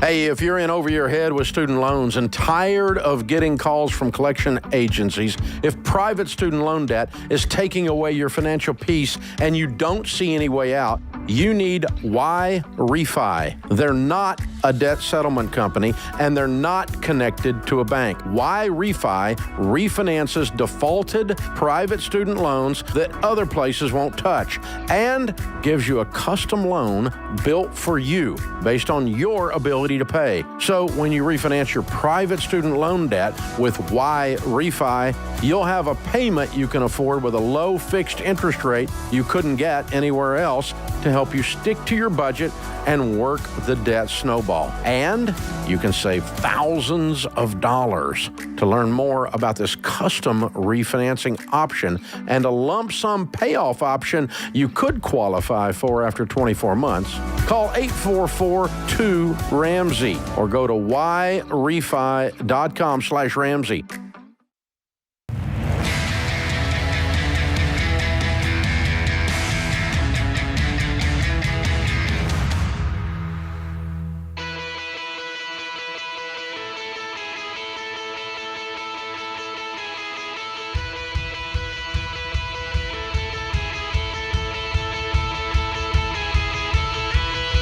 Hey, welcome back, everybody. This is the Ramsey Show. I'm John Deloney, joined by George Camel. Listen, if you are like me and you are concerned about the financial direction of the country, all these student loan numbers and credit card debt just passed $1 trillion and mortgage debt, just this and that, and you just want to go to your neighbor's house and say, "What are you doing?" But you can't do that because your neighbor's kind of weird and you don't know him. Listen. If you will go subscribe, like the show, it is a way for no money for you to help spread the message that we're trying to communicate here, which is to empower people to take control of their money, take control of their life. And if everybody will take care of their house and their finances and stop owing people money and stop living so unintentionally and so recklessly with no margin, if people will take this on, then the problems in Washington, the whole conversation changes. And I know it's hard to go knock on your neighbor's door and say, "Hey, I see those 2 cars that you're leasing out there. You should read this book," because they'll tell you to leave. But if you will like or subscribe this show, if you will leave a 5-star review, if you hear a great episode or a great call, you just text it to your friend. It kicks the show up in the algorithm, and it helps get the show to more people, right? You are our voice out in the marketplace. We don't spend $1 jillion advertising. We don't buy stadiums. We don't put up, I don't know, but we just don't do a lot of that stuff because we have you and people who are walking these baby steps and their lives are changing. They're sleeping better. Their marriages are improving. Their relationships with their kids are changing. They're able to breathe again. And you just can't help but tell everybody when suddenly you find yourself free. So please leave a review, share it with your friends, subscribe, do all the things on whatever little gadget you're listening to this show on. It really makes a difference for everybody. Thank you so much. All right, let's let's just walk down the street to Nashville, Tennessee, and talk to our great friend, Rebecca. What's up, Rebecca? Hi. What's up? Well, I have a question. I just applied for a loan to get a third rental property, and the loan agent said that I don't have enough debt for them to take a chance to give me a rental property. My credit, yeah. I love America. I am worth $1.5 million collectively with my husband. My credit score is like 780. They said that's not true. If you don't have debt, you don't have a credit score. And she wants me to go get some credit cards and some debt before I reapply to purchase our third home, but the other 2 are outright paid for. I'm very confused. Okay, so let me get this straight. You've got 2 paid-for properties. You don't have debt, but you still have a credit score due to some sort of open line of credit, or you have credit cards that you pay off every month? What's going on there? So our home in Nashville is worth $1.2 million, and we owe like $200,000 on it. So I'm confused. You said you're debt free, and she's saying you can't. Yeah. She's saying the $200,000 mortgage isn't enough debt to warrant more debt. Well, it's in the 200. The house is in both of our name. This one, but that loan is in my husband's name, so I'm not on that debt. So technically, that $200,000 is on him. Got it. And I have no debt. So he could take out the debt in his all name. Of the property. Yes, he can take it out. He's already got it approved for him, but I'm worried what happens if he dies and I'm now trying to, I know I have 1.5 in basically real estate that I can buy a house for cash, but I'm still just nervous about me not being able to get a loan. Like, that doesn't make sense to me. Why do I have to So get a your credit fear card? is not his death. It's I won't be able to get a loan if he does die. Okay, well, let's rewind here, because here's my thing. We wouldn't even recommend you do this rental property thing with debt. I would say you guys make plenty of money. You have an amazing net worth. You've built wealth. Let's just purchase this when we have the cash. Okay. So that's my caveat, is that I don't even agree with this decision before we get to why you can't get a loan with that credit score. I'm not a loan agent. I can't tell you why they won't give someone with a 780 credit score a loan. I thought you were saying you don't have a credit score and therefore they wouldn't give you a loan. You have a 780 and they're saying we won't do it. So, and that's because rental property is not treated the same way as a primary residence. Rental property is investment, and investment equals more risk to the lender. And so they see someone out here, floating a few properties, a few mortgages, and they can just decide to not give you the money if they don't want to. Okay. So if he wants to take out the debt, and that's y'all's business, I don't condone it. But if he wanted to do it under his name, do you not have life insurance, either of you? Yes. Yeah, we both have. Well, the hospital gives us like 2.5 times our annual pay, so we have quite a bit of. You need 10x each. Yeah. Call our friends at Xander Insurance and get 10x each. On a term life, level term life policy is what you're wanting. How old are you two? 52. Okay. Look into it. It may be a little pricier, but you guys have the money to do it. And clearly this is a fear of yours. If he dies, what am I going to do financially? Even though we have all these assets, I'm going to have to liquidate it all. It could be a mess. And 2.5 times his income isn't going to get you that far. It will get you nowhere. Yeah. That's not so gonna be you're going to need like millions in order to survive this thing and grieve his loss and go get more debt if that's what you want to do. But the other thing is this, again, with the caveat, I absolutely think George's right. Don't borrow money for a third rental property. Y'all make way too much money. Save it up and buy it. It sounds like you want to do it because you want one that's yours. No, just to build wealth. Because we're almost done paying this one off. We put about $18,000 a month on the current home that just has the $200,000 left. So the other one's paid off. This one will be paid off relatively fast with $18,000 a month. So we're trying to look towards this future of once this one's paid off, just buying a house every 5 years or even less. Couldn't you do that with cash? Buy one every 2 years. Buy a $400,000 or $500,000 house every 2 years. Just keep that same $20,000 that you're paying on your place and rolling it in. Okay. 20 grand times 12, you're talking 240 times 2 years. You have 480 every 2 years to go buy more property. And when you do it that way, it's going to cash flow like hotcakes because you don't have a mortgage. In 5 or 10, the houses start paying for themselves. So then you take all the income from your houses and you buy another one, and then you buy another one. Yes. And then... Yes, and that's what we did our first one. Yep. Let's keep that going. So let's just focus on this mortgage you have right now. Pay your house off. Pay it off, then let's do cash for the rest of them. And that's not a pie in the sky. That is how Dave Ramsey has purchased many, many, many properties over the last 30 years now. Okay, yeah. After he got burned doing it the risky way of like, well, we're just going to keep collecting more debt and the tenants will pay for it. So it's basically free money. It's a money-making scheme until it's not. Yeah, and you said it best. I want to build wealth. Hang on the line. I'm going to send you Dave's book, his most recent bestseller, Baby Steps Millionaires. And it really is just a map. It's a road map that says, like, hey, the world and Instagram and TikTok are going to tell you to get rich this way. Here's the way to do it. All the other speculative nonsense. Yes, people have gotten wealthy because they happen to be doing something risky in a sliver of history where it worked out.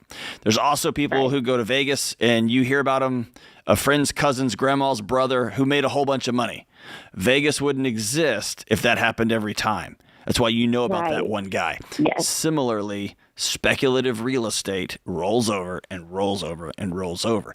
But if you have 4 houses, 5 houses, 6 houses that you own in cash, and then you get one of these real estate rollovers, then you just go knock on your neighbor's door and say, hey, I'll buy that for half its value in cash right now. And that's how people pick up a lot of houses when things get sideways. They don't owe anybody any money and they got cash from that cash flow.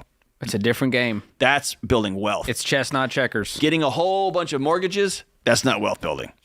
Having a whole bunch of houses that nobody can take away from you because they're all yours, that's wealth. See the difference? Yes, definitely. Love it. Well, hey, come visit us soon. Rebecca. You're just come down down the street road. and hang out. Have some cookies and some coffee here at the Ramsey Cafe.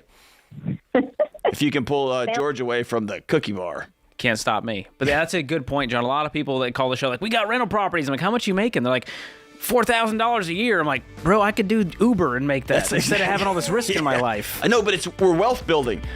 Nope. Not when you're you have making slim profit margins. You're with making a whole mortgage lender very, very wealthy is what you're doing. Yep. Hey, that's another hour of the books here on the Ramsey Show. Stay tuned. We'll be right back.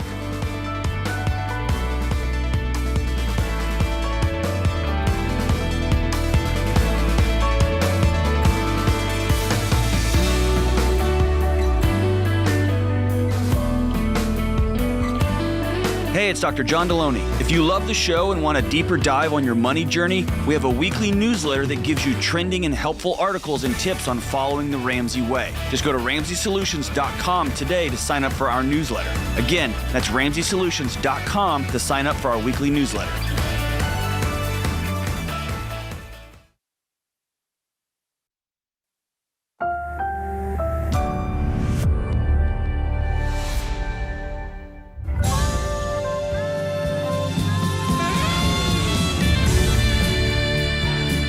Live from the headquarters of Ramsey Solutions, broadcasting from the Pods Moving and Storage Studio, it's the Ramsey Show, where we help people build wealth, do work they love, and create incredible relationships. I'm John Deloney, joined by my good friend George Camel, and we are taking your calls on your retirement, on your income, on your workplace, on your marriage, on whatever's going on in your life, with your kids going back to school.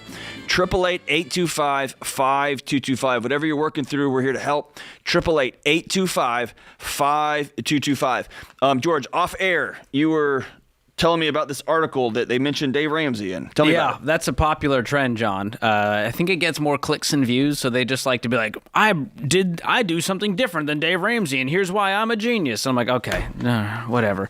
So this one... But this one's different. This one is very interesting. This is as close to saying, I think Dave Ramsey's right, as you can get. I break this Dave Ramsey rule every day, and I'm starting to rethink it. That is the title of the article from Chris over at the Motley Fool. That is like when... your husband never, ever, ever, ever helps with the laundry or dishes, and his response is, well, I'm sorry that your feelings are hurt, right? As though, like, my apology is that you have a problem, right? This is close, man. This is almost. So here's their situation. He says, over the past few years, I've gotten into the habit of using my credit card for nearly all expenses. I've got a Prime Visa. It gives me 5% cash back on Amazon and varying levels of cash back on other purchases. At the end of the year, I have this money for cash back rewards. I put it towards Christmas or vacations or whatever.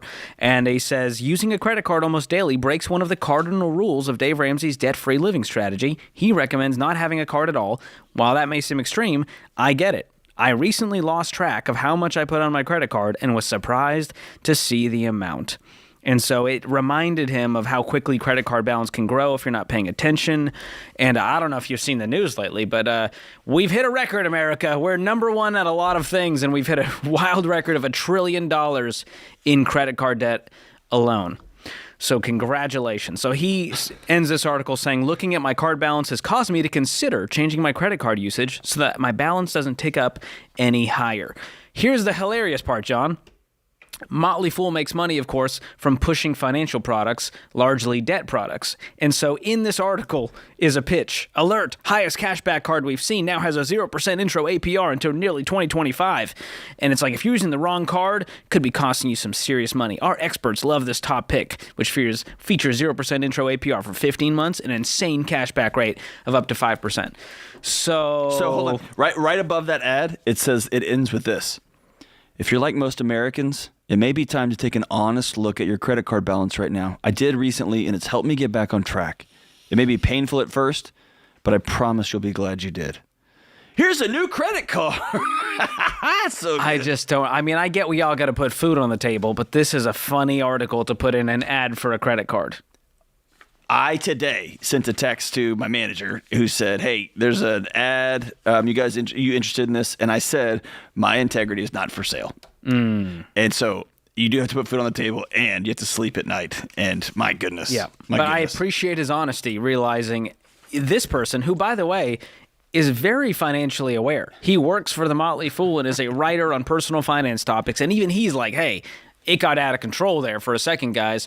Turns out your 5% on Amazon is not worth the rewards, because turns out you spend more on Amazon, which means you're not winning financially by making Jeff Bezos or whoever runs the place any richer. So this is a question we get a lot, John, and I know a lot of people. It's the biggest hill that I will die on, that other people are like, no, I'm not cutting up my card. This guy's insane. And I'm like, you're insane. You're the brainwashed one, not me. And I've lived now without a credit card. I cut mine up back in 2013. I had an Amex, the Delta Sky Miles card. I was like, I'm going to game the system, bro. I'm going to get this flight to see my family for free. I had a Discover with the rotating cash back. So it was like, oh, restaurants 5% this month. I'm going to go eat out more to then game the system, bro. I'm going to really stick it to him.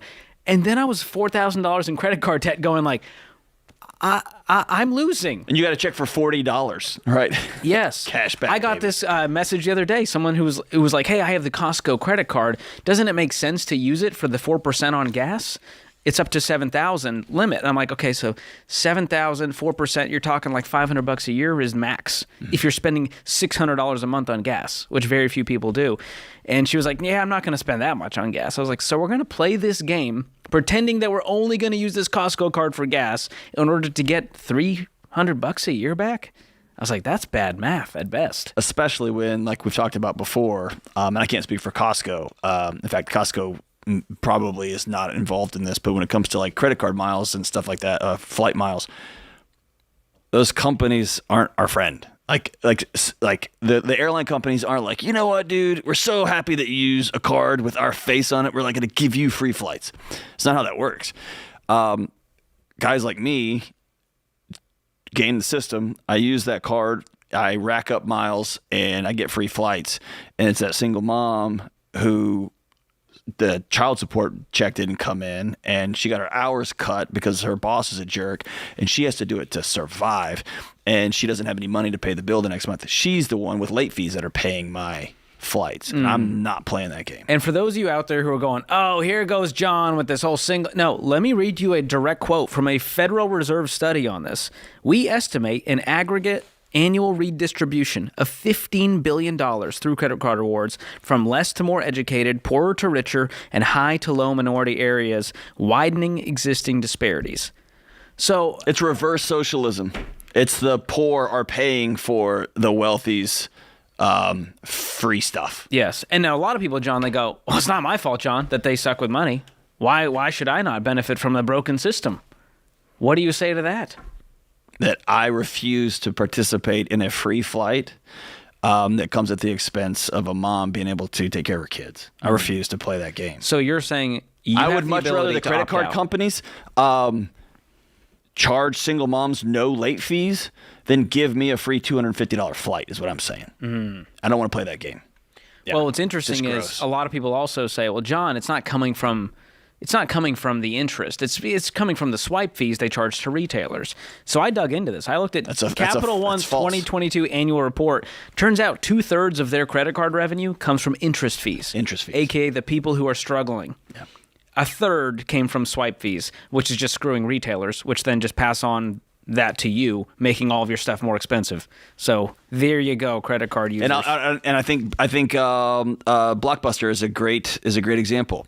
If your business is built on your customer failing, eventually your business goes away. Period. If the only way your business wins is if your customer, Blockbuster didn't make their money on rentals, they made their money on late fees. And that's why they would never budge on the late fees because that was how they made their money. They bet on their company survived because their customer was failing. And eventually somebody said, I'm taking that model away, right?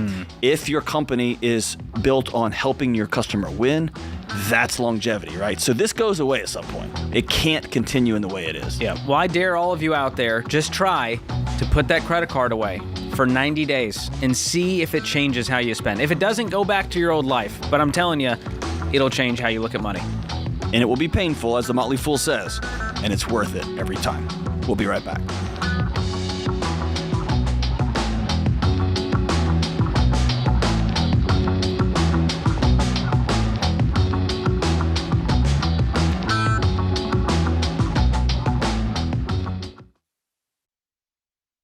Hey guys, being free to make your own medical decisions is a big deal these days. Christian Healthcare Ministries gives members the freedom to choose the doctors and providers they want without the frustration of worrying about networks and with no waiting period to join. It's a membership-based nonprofit ministry where hundreds of thousands of Christians share funds to pay for and pray for each other's medical bills. For over 40 years, CHM has helped families living across all 50 states. So see if CHM could be right for your family. Check out more today at chministries.org/budget.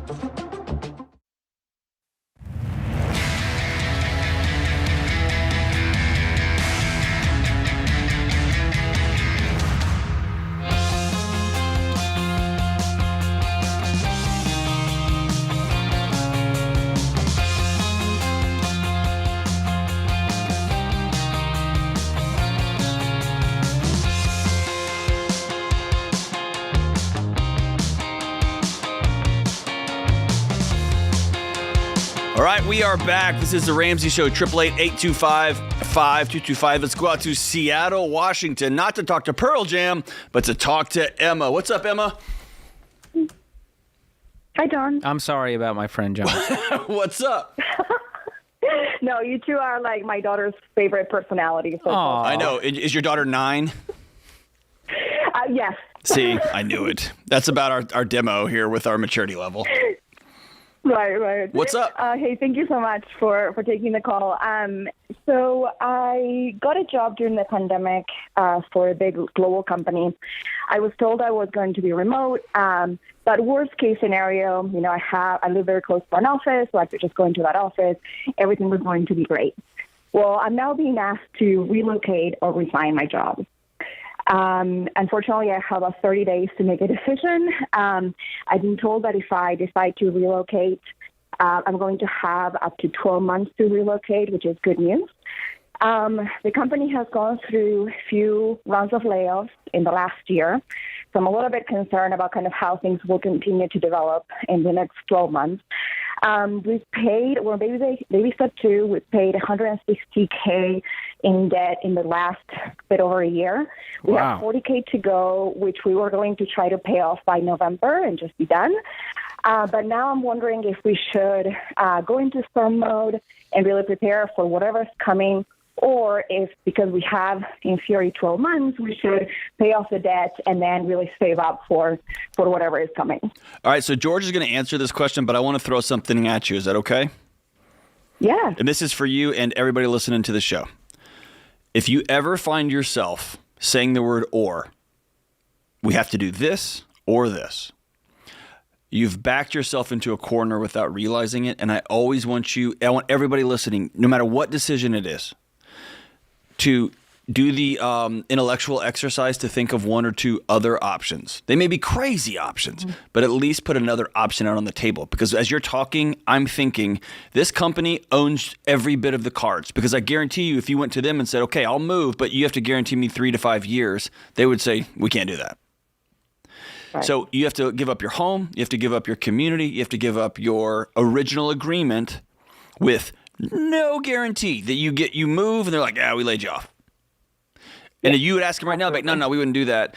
But they won't put it in writing. They won't guarantee it. So I'm thinking as you're talking, if you are making this kind of money and you are this good, somebody else with a little more stability and integrity would hire you. Yes, I agree, John. Have you thought of another job? I agree. Yeah, so I'm definitely, looking at all options right now, right? And that's definitely an option. I think, what I don't want to do is to give up the job I have in the next 30 days. So, either way, it'd be good to have more time to then kind of see how things play out. We're just kind of wondering, right now, do we just hold on to money, right, as we kind of explore these options? Yeah. So where would you be relocating to?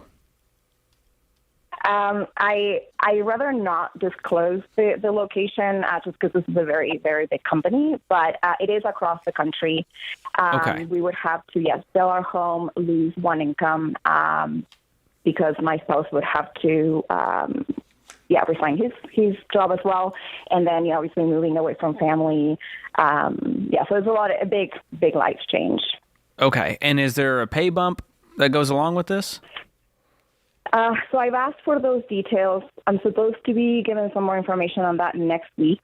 My guess is that it's going to be lower than what the cost of living change will be, because it will be anywhere from like 15 to 20% higher cost of living where we're going. Okay. Are they covering all of the relocation expenses? All is not clear. Or is there a certain? Are they giving you $20,000? Okay, hold on. Listen to what's happening. They won't tell you how much they're going to pay you. They won't tell you how much they're going to cover on their move. What is it about this company that has not? Because if you were dating a guy like this, where are we going to live? I don't know. Will you marry me? You have to tell me in 30 days or we break up. What do you do for a living? I'm not going to. I'll tell you later. 30 days, we're going to break up. You would tell that sucker to walk. What is it about this job that has so captivated you? You're going to change. You're going to blow up your entire life for a whole string of maybes. Right. So, yes, John, totally with you. I'm not, we're not 100% committed to making this change. In fact, our preference would be to stay. We're definitely looking at all the opportunities, and I absolutely know where you're coming from, and that's how we feel. I feel a little bit bullied and pushed out, to be honest. That's exactly. I think you're going to be resentful no matter what happens. And so for that reason, I would start searching for a different gig. But I also know I want you to be very careful about what you're saying, because I don't want this to circle back to anybody, especially in these kind of times. So I totally get I get your discretion right now, right? Yeah. So the way I would look at this, George, and tell me if I'm wrong, this is as though the alarm goes off in my house that says there's a tornado warning, which means one's been sighted in my county, and it may or may not be headed my way. I'm probably going to go down in the basement until they give me the all clear. It's just not, it's not worth it. I have a bed down there. I'm just going to go chill. And so it sounds like that's what's happened to you. So it sounds like regardless of whether you move or not, your life is different in 12 months. And at least for me, I would go down in the basement. So the metaphor there is, I would store up and save some money there. Yeah, the key here is we need a clear deadline of how long if we're going to save for 1 month. I don't want you saving for the next 7 months just in case, and we don't know. That's just too long of a time to pause the snowball when you could be making progress. So let's get some clear details of what's next. And maybe you tell them, hey, if you're going to do this, you have to give me 30 days from the time you give me all the details. Because right now, this is insane that you don't even know what's happening, and they're giving you a 30-day deadline. And I also know that big companies like this will make a move like this, George, and then they'll say, oh, they just resigned. All these people keep resigning. And not fully tell the full picture. Like, no, we took him up to the very, very, very edge and started hitting him with a stick, and they just kept jumping, right? Well, of course. We just walked them down the plank. They got the option to jump into the water, and I'm like, that's not how that works. Right. Yeah, that's definitely a tough situation. A lot of variables here, but it sounds like, by the way you're talking, you're not wanting to uproot your life, and we've got to find another alternative then. And let me tell you this, Emma, any frustration you hear in my voice is not at you, not even a little bit. Oh, no, I know that. I know that. John, I listen to you every day. I know it comes from love. And well, no. I'm so frustrated. I'm so frustrated with the corporate culture in this country. It's destroying this place from the inside out. It's destroying families. It's destroying individual workers. It's destroying their own. People are setting their own companies on fire from the inside out for the sake of a quarterly stock price. And it's insanity. It doesn't make any sense. I can't wrap my head around it other than we got to hit this one little metric, and we're going to burn a hole through our entire company from floor to ceiling in order to hit this one little dot so that those three guys at the top get this bonus. The whole thing is so enraging because this is the world my kids are going to inherit, and it's on fire, and they keep throwing gasoline on it instead of coming up with an actual solution. And this is a perfect example where they look at a family like you who's finally established, you got your community, your husband's got a job, you got kids in school, and we're not going to give you any info, any of this. We're going to send you all the way across the country. Let me know right now, or you're fired. What are you going to do?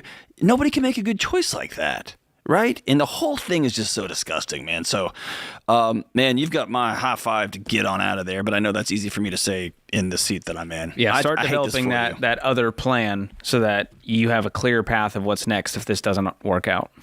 And I'll leave you with this, Emma. In these moments when these things happen, one of the things that resurfaces a lot for folks is self-doubt.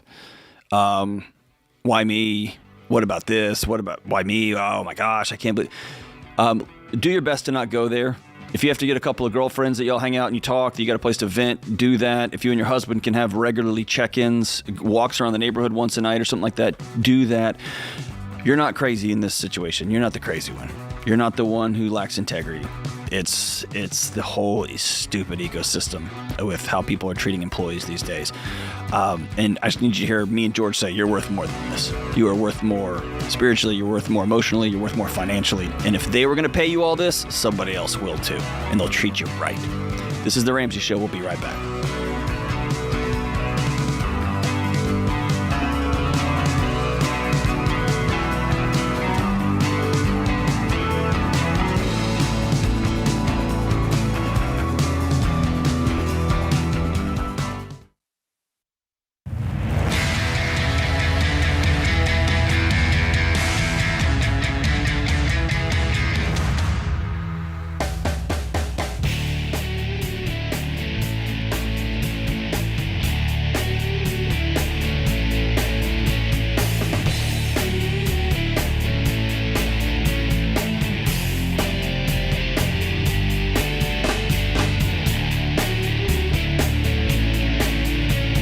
Hey, all month long, we're giving away cash. You could win one of our $500 weekly prizes or the grand prize of $3,000. To increase your chances, enter daily at RamseySolutions.com/giveaway. You can also get our best-selling books like The Total Money Makeover, From Paycheck to Purpose, and Own Your Past, Change Your Future for as low as $12. George, you're right. You just turned in your manuscript for your first book. Nothing is more fun when Dave lowers the price and therefore the commission on your books to sell in his store. It's awesome. More people get more help at a lower price, John. You know, I love a good deal. Oh, there you go. You're always someone's winning. The altruistic George. You can also pre-order my brand new book, Building a Non-Anxious Life. You'll learn the 6 choices to break free from a life spinning out of control. Plus, if you pre-order today, it's $20. $20. I'm going to send you a whole bunch of free stuff to bribe you, to make it worth your while at RamseySolutions.com/store. Listen, there's some life-changing stuff for the cost of a trip to Chipotle, and I know that's your jam. It is, and it does cost $20 now. Yes. Inflation is real. Inflation is real. So you can get one meal. It's delicious. Or you can change. Or a life-changing book. Your entire life. It's up to you. RamseySolutions.com/store. Let's go out to North Carolina and talk to the great and wonderful Wesley. Hey, Wesley, what's up? Hey, John. How you doing? We're doing all right, my brother. How are you? I'm doing good. Good. What's up, man? I'm calling today because, our youngest son died recently. Oh, jeez, man. And, yeah, we buried him in June. And my wife and I are looking to buy a couple burial plots next to him. But, we're in baby step 3, and they're pretty expensive. And, gosh, we just can't imagine not being able to be one day buried next to him. Yeah, of course. And leaving him alone out there. So, yeah. What was his name? Asher.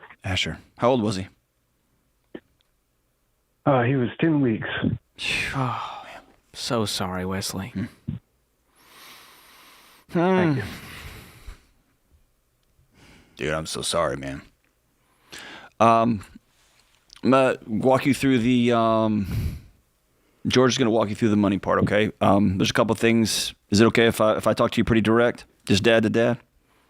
Sure. Okay. Often when there's such just insane, unthinkable loss like this, it's easy for us to get frozen there too. And so I want you to hear me say this. I know you know this intellectually, but I want you to know this in your soul. Asher's at rest right now. He's not hurting anymore. Okay? And Asher's, when she takes I want you to make a fist. Can you make a fist real quick for me? Yeah, sure thing. And I want you to put that right in the middle of your chest. Asher's there. So I know it feels like he's alone in the middle of a field, out in some cold burial plot, surrounded by strangers. He's right here. Okay? Now, there is some family legacy stuff. I'm all about that, and we can talk through the math there. But on those moments when you can't breathe because your son's missing and he's scared and terrified and somewhere all alone, he's not. He's at peace, and he's with you, and he's with his mama. Okay? Thank you. Okay. Yeah, that was good. And it just as you're walking down the street and you get overwhelmed with that anxiety, your heart starts beating on you, or you just find yourself crying in a parking lot somewhere for no reason, take that. No, for a whole bunch of reasons. I'm sorry. Take that fist and just put it in your chest as a reminder. Okay, he's right here. He's right here. I'm going to talk to George, but I'm going to be asking him questions about you, Wesley, because as you're speaking, I like the idea of figuring out a way to do that, right? Just for family legacy's sake.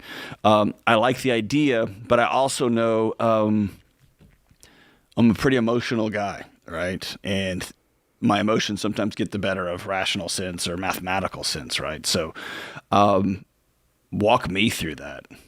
Well, anytime there's been anything traumatic that happens, whether it's a divorce, a death, whatever it is, we always tell people don't make any big financial decisions right now because we're not thinking clearly. And so that is my only caveat here, is I don't know the timing and how soon this has to happen, if it's going to happen, all of that. But if this is something you're saying, we are doing this, I don't care what you guys say, we are buying these plots, then we just got to figure out a plan to do that and do it in a way where we can somehow detach the emotion from the financial numbers of buying this thing. And knowing that, like John said, he's in the heart. Yeah. And so this may not be a solution to the problem that you're currently facing. Is there a possibility that you can sit down with the funeral home that owns this property and say, hey, in 6 months, we're going to make this purchase? Are they demanding it right now? What's the deal here? Well, we spoke to them, and they said that they can't hold plots. But at the same time, they said if you buy one plot, they could hold on to the other one for a short period of time. So that's the best they can do for us. How much are the plots? Each plot, it just recently went up, but it's $1,000 a piece. Okay. So we're talking $2,000 total? Yep. Do you have that in your emergency fund, that Baby Step 3 fund you're building? I do. I would buy it today. Would they negotiate with you if you were able to buy both at once now? No, unfortunately, no. It's run by the funeral home, but the city owns the plots, and so the money goes to the city, and their prices are set. Okay. Yeah, for $2,000, I would do it right now. What does that leave you guys with in your emergency fund? If we were to pay for that today, that would leave us with about $2,500. Okay. And then how quickly could you build that back up? I think we could probably build it back up in a couple months. Yeah. Because I also want you guys to have that financial security and foundation and stability under you. Because the last thing you need right now is a financial emergency to hit while you're grieving, and all of a sudden the HVAC goes out in the middle of summer in North Carolina, and it's $5,000, and we have $2,000. That's right. And so we're trying to balance that reality with your other reality. And so, and again, I'm talking, Wesley, to both you and George here. I wonder if I don't want to say a cool goal, but a goal that would be utilitarian, that would be helpful, is to say, sit down with your wife and say, we're going to buy these today, and then I am going to sign up for fill in the blank, DoorDash, for whatever, and I'm going to use that driving time as I'm going to take some of this energy and some of this angst and some of this hurt and some of this grief, and I'm going to channel it into refilling that emergency fund for us, and it's going to be in honor of our little boy, right? And it's going to give you some angst and some energy, and she might say, hey, I need you home right now, and that's fine. That's fine. I think George is right. I think you have to balance this here and be careful that you don't blow it all out and you don't go do something silly, and then all of a sudden your air conditioner goes out, and this rush to make sure you keep the family together in spirit and keep these burial plots together indefinitely becomes a nightmare because, yeah, you have no heat in the coming up winter, right? Do you guys have any other kids? We do. We've got two others, a 9-year-old and a 1-year-old. Are those plots there too? I'm sorry, were you asking for them? I'm saying, would you buy 4 eventually? And so you have all 5 people together?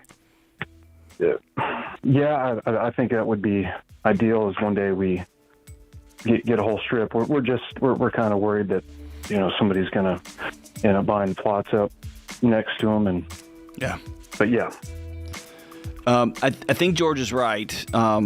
As much space as you can put between you and this purchase, I think, is healthy. Keeps you from just rushing off and trying to feel better right this second because you're hurting so bad. The nerves are so raw. But also for $2,000, I would probably, and you have the cash, I'd probably just do it. And then you need to think a little bit more long term about additional plots for the whole family. We love you, man, and we're grieving with you. And I want to send you a copy of John Deloney's book on your past, change your future as well.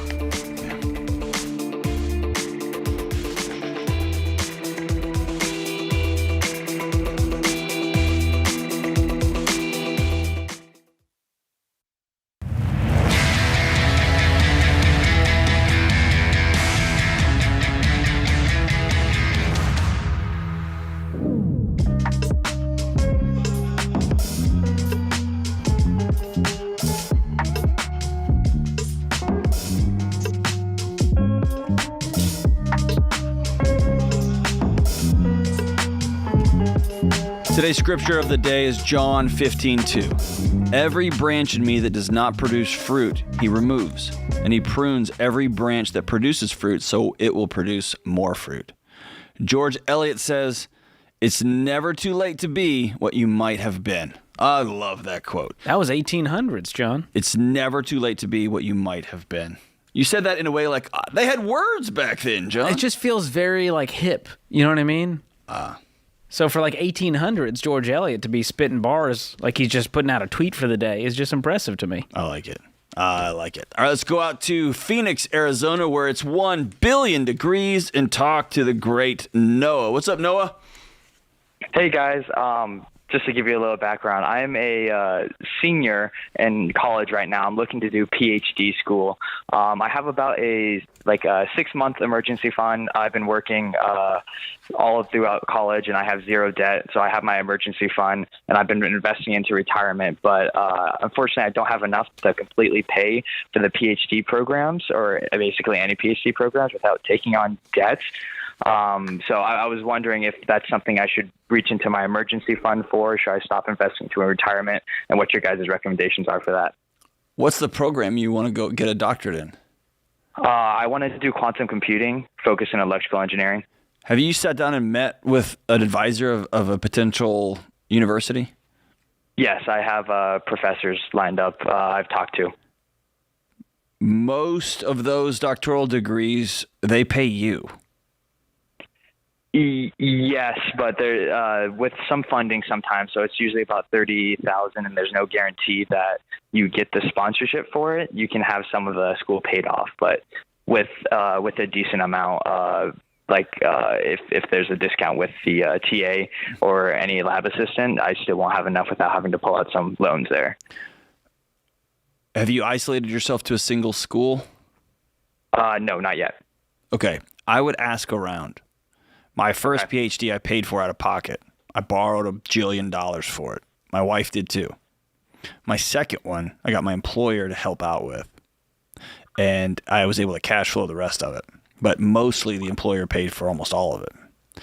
And so it was a huge difference. Mm-hmm. But I also waited.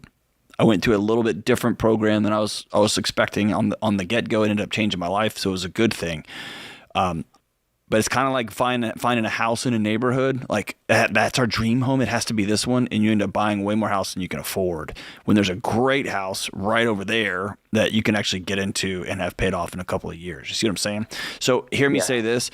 I can't sit here in good faith and tell you need to take out a bunch of student loans to get a doctorate in quantum computing. Do you want to go be a professor? Why do you even need a PhD? Most industry research is done with a PhD. Okay. All right. So you want to use the big boy computers and learn how to do that. I got that. Yes, sir. Okay. Could you get into the workforce for a little while and continue to save up and punt this thing a year or two? I've thought about that, at least with some of the other professionals I've talked to who have gotten the PhD. They say it's pretty hard to do that, and it extends your PhD program, at least in that field, by a year or two. So it'd be another year or two of dissertation prep. Yeah, but that's true. That is true. And also, I'm going to tell you one important thing. I hired a whole bunch of people over the years, and one of the biggest challenges I ran into was talking to really brilliant 26-year-olds with doctorates. And the problem was they had a PhD or 26 or 27, and so they needed salary X to cover their student loans. And you can't have an entry-level employee with a doctorate. That just is weird. But they did not have the work experience to have earned that level of leadership potential. Because I know the degree is great, but man, you got to get in there and learn how to lead, and learn how to run stuff and do stuff. And so I often found myself coaching students who had a master's degree or were considering that, go work for a few years and get some wisdom, how this thing works, what's the avenue, and then you're going to find out, okay, here's the right way. A company's going to look at you and say, hey, you're worth investing in, like what happened to me, and it changes everything. But I get what they're saying. Dude, over the course of your life, an extra year on your dissertation, who cares? Who cares, man? It feels like eternity when you're in undergrad and you're doing your degree in 3 or 4 years. An extra year feels like your whole life. When you're in your doctorate and you're 36 years old and you took another year when you were 28, nobody cares, especially if you cash flowed the whole thing and your business and your boss paid for 75% of it. Gotcha. Okay. So what's it gonna cost if you did this out of pocket completely? Probably around, I think, 150 without any of the assistance with TA or lab assistance. Golly. Yeah, but what's the ROI, right? What's the quantum computing? What would if you had a PhD and you walked out and got a job with one of the big companies, what would your starting salary be? Pretty high, I think. I'm pretty sure. I would do a lot. You're good with numbers. Very pretty detailed. high. You know, about 350. Yeah, around there. Yeah. So if you know what you're doing with those big boy computers, you can make some good money. So I'm not knocking the field. I'm all about it. And I've got 2 of them. So I'm all about getting a PhD too. I love the learning. I love being in that environment. I love it all. What I didn't love is not being able to breathe for 10 years. I didn't love looking at my wife who thought everything was okay. And I felt like I was lying to her every day because I was so scared and so anxious that we owed so much money and we weren't safe, right? And her husband was a hothead who had the ability to get fired at any day on a day's notice, right? And so all I have to say is I can't in good faith tell you to go take out money on that. If you've got it in your emergency fund, and George, correct me if I'm wrong, I would not have a problem with that. If you got the cash on hand, I'd quit investing and you'd cash flow it. I'd be all about that, man. Okay. But if you are going to go take out loans, I wouldn't do that. Gotcha. Okay. Sounds good. Yeah. Thanks for the call, man. My conclusion just keeps going back to this guy he's at least twice as smart as John, at least 5 times as smart as me. I'm like, he can find a way to do this without debt. I think that's going to be the best path. Imagine graduating with an emergency fund while investing, making $350 and no debt versus. And the ability to run a computer that can, I don't know, alter humanity. Take over the world. Exactly. I mean, this is some Doctor Strange level stuff. It is. They are creating Inception and reality. The quantum computing stuff is so that's way beyond my pay grade. But what isn't is saying we're going to find a way to do this without debt. And that means getting creative. And it might mean taking a pause. And maybe he gets in the workforce and realizes, actually, what I really want to do is this. Well, and that's what I was trying to communicate. It happens to a lot of graduates where I've gone to school from K through 12. And then I go straight into my undergrad. I crush it. My professors love me because they see themselves in me, right? Someone who loves learning. They love the material. They love the scholarship. They want to keep going in school. And so they're, of course, saying, dude, you need to go. You need to go. You need to go. And a year feels like your whole life. And that's when you have to talk to somebody who's been down the road and they say, no, I'm 40.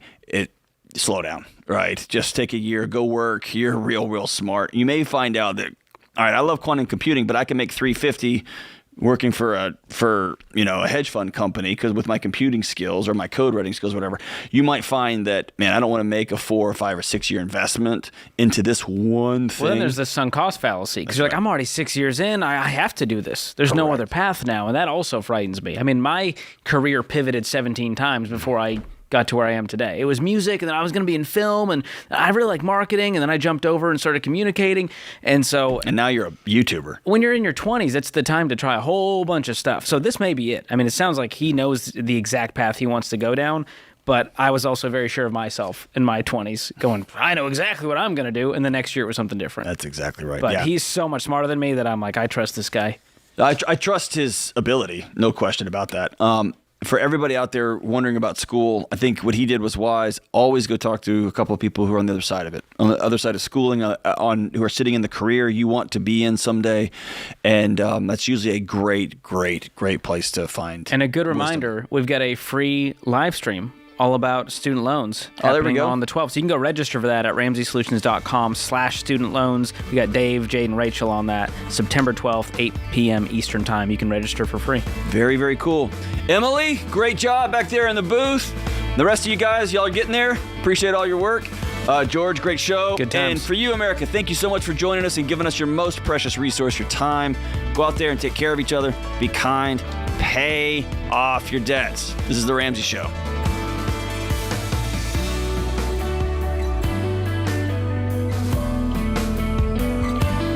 Hey, it's Dr. John Deloney. If you like what you heard in this episode and want to know more about getting started on the Ramsey baby steps, go to RamseySolutions.com and click on the Get Started button. We'll help you figure out the best next step for you based on your specific situation. That's RamseySolutions.com and click Get Started.